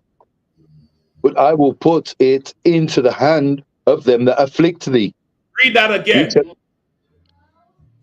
Khan. But I will put it into the hand of them that afflict thee. Read that again. But I will put it into the hand of them that afflict thee. Rakathaya Hawawaya Hawashai. Give the Lord a hand. That kick came from the Lord. That's right. That must came from the Lord. Everything you are about to get, all you heathens, even the oppressor, because this is what's going to happen. I'm going to give you all this. These hooligans is going to abuse these Pakistanis and these Arabs, and what do you think will happen? That Arab from the video who get punched in the face, what did he do? Did he fight back? He just turned and walk up the block. What do you think will happen? No. They're going to blow up a bridge. They're going to blow up the tube. Get ready, Israel. Get ready. Get ready. I'm telling you all, cut a piece of your check off. Command General Yahanna put a list out, I think, in 2020 of things people need to get. You could contact Captain Karathia for that list if in the UK. It's an emergency list of things you need in your house for when this thing go belly up. Or how you all say it in the UK, tits up. The shit go tits up. You're going to need this list. But now, go start stocking up on some toilet paper. Go start stocking up on water, on canned foods with long expiry dates, and start rotating them out every 3 months. Use them out, get new ones. Because, brothers, a time is coming to this place that you is not going to be able to see. What you see in here is the tide is shifting. The oppression is now going to them and not to us. And it's probably the first time in history since the Windrush. This is the first time black people is not the problem. Get them a hand. Yeah. You That's are right. Keep That's right, Captain. Look at the strength. That's right. That's Keep right. doing that shit. Keep doing That's all right. that. Listen, this is how you're going to know when it reach ahead. When Operation Trident gets reassigned. I want that to happen. I want them to reassign Tridents to every mosque. That's what I want. Reassign. Right. The Lord said he'll take the cup of affliction out of our hand and put it into the hands of them that afflict thee. Who's your landlord? Them. Who's your doctor? Them. Who's the solicitor? Them. Who's the judge? Them. The teacher? Them. Everybody who afflicts you is them. Now it's their time to suffer. Now it's your time to sit back and watch. Raise up them children. Raise up them ribs. Raise up them sons. You brothers get raised up by the men over you. This is the time to build our nation up and strong because they're suffering now. Read on. Read it again from the top of 23. Khan, verse 23. But I will put it into the hand of them that afflict thee, which have saved to thy soul. Bow down, that we may go over, and that thou hast laid thy body as the ground, and as a tree to them that went over. These heathens come to England just like they came to America, and they walk all over us. And if we have a problem with it, They say to us, bow down, bend your head, bow to us, humble down. That's why these Arabs, every time we go Hyde Park, what do they try to do? Convert us into Islam. We go to London, one come to us in central London, he want to convert us. They want us to bow to them so they could walk all over us. No problem. You want nigger? Be a nigger. That's right. Get abused like a nigger. That's right. Shut your mouth like niggers. Right. Right. Go ahead. Right. Always are you gonna read these books? This is like Islam. Tell him you ain't bowing down. Tell him you ain't bowing down. Tell him that. Tell him with all due respect, brother, I ain't bowing down to no rock. I ain't putting my head on the ground and raising my ass up for the man behind me. I ain't doing that shit. I ain't doing it. I'm better than those people. Right. Right. Better than those people. So to answer the brother question, is this up on the screen now? No, give me. I'm gonna hold on. Go ahead and read it. Now go ahead and okay, slack it. To answer the brother question from London, what was his name? It was It's something with a V. Go up some more. Something with a V right there. Version 736HA. To answer your question, this is the beginning of the turning of things upside down, like it speaks of. This is the Lord taking the cup of affliction out of our hand and putting it now into their hands. Right. You understand? This is the Lord bringing poverty and destruction to the heathen. Look at Ukraine. Right.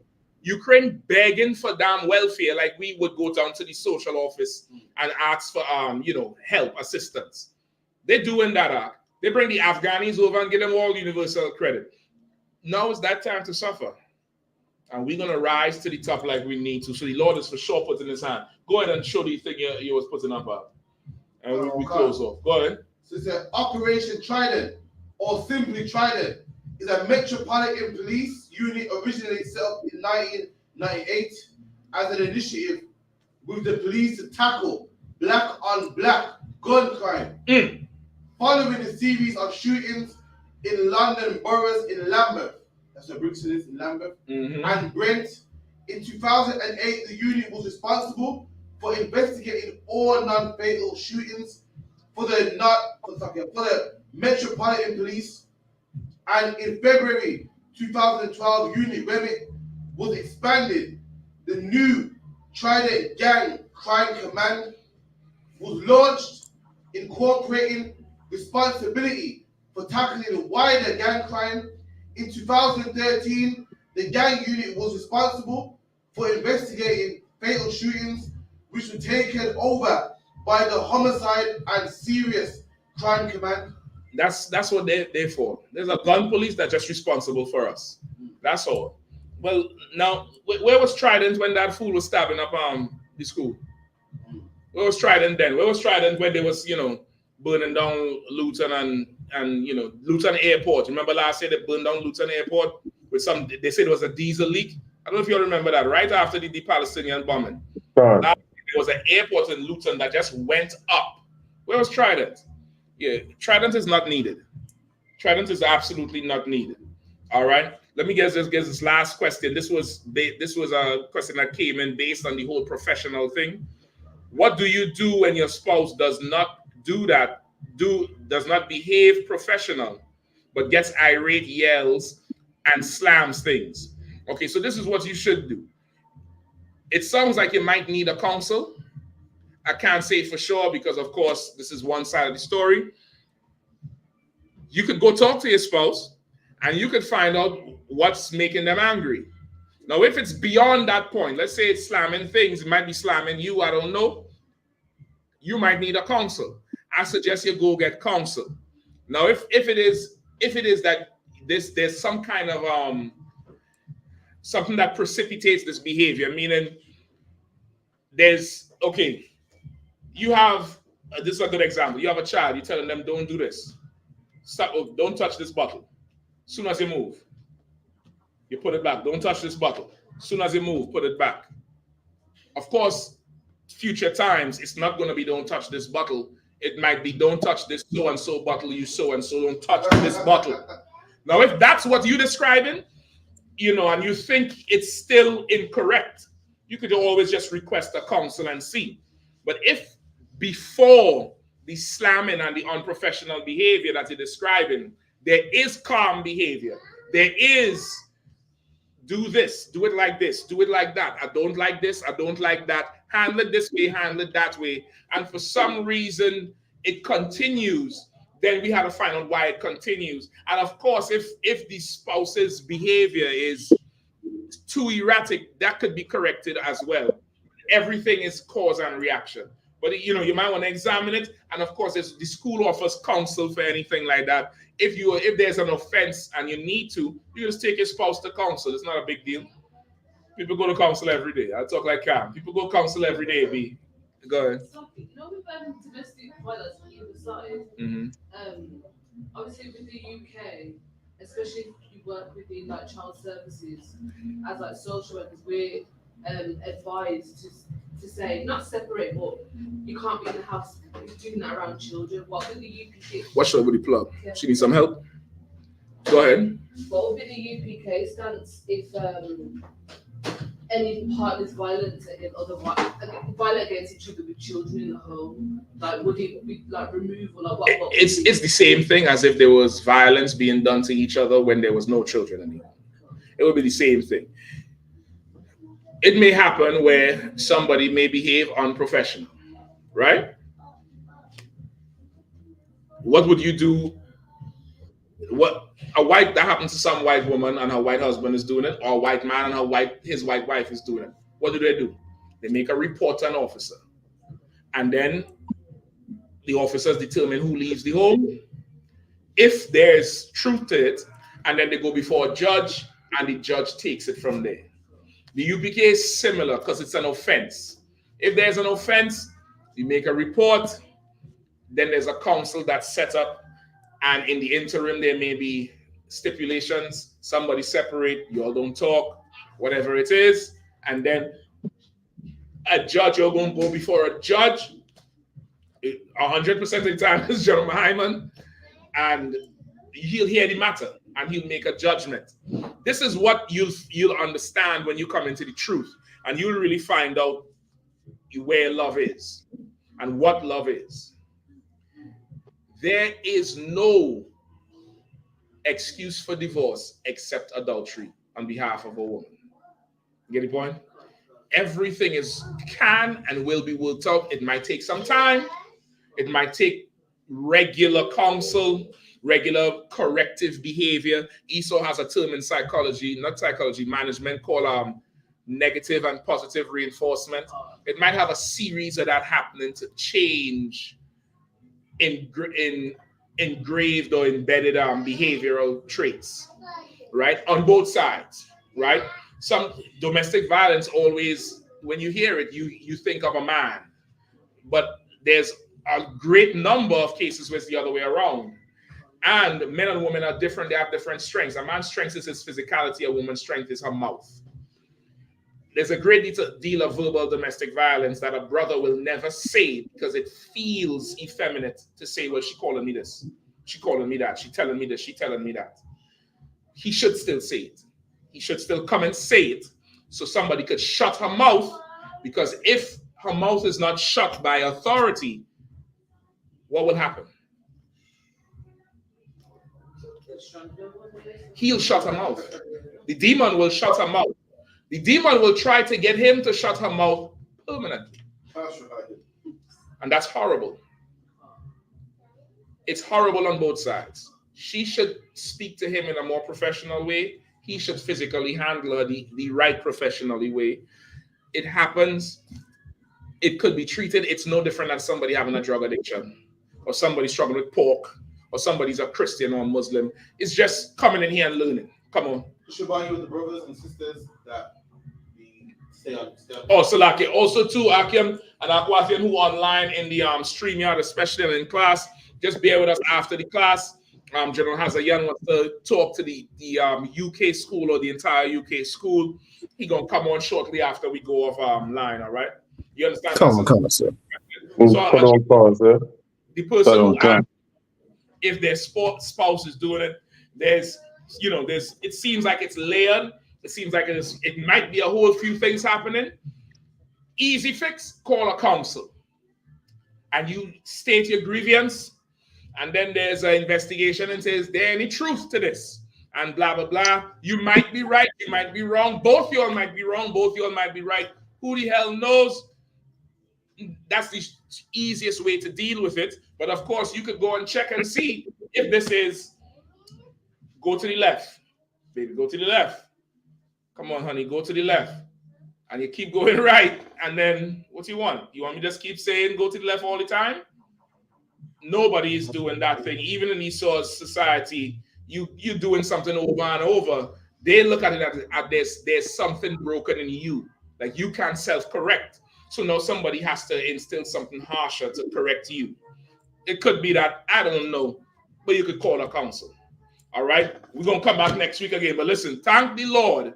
The cup is starting to pass. Now, don't go out there and do something to make the Lord regret taking the cup. I ain't trying to drink that shit. I'm trying to drink this good stuff here. Thank you, no, I'm not going to buy. That's the water. I'm trying to drink this here. I ain't trying to drink no affliction. You get the point? Let them have it now. I'll wait until see the next cup. Whoever wants stripes, go ahead. Go at it. I think you might fuck around and drink the Listen, man, I ain't trying to do it. I want them to reassign Trident. So with that, pass the class over to Trooper Radaya Allen.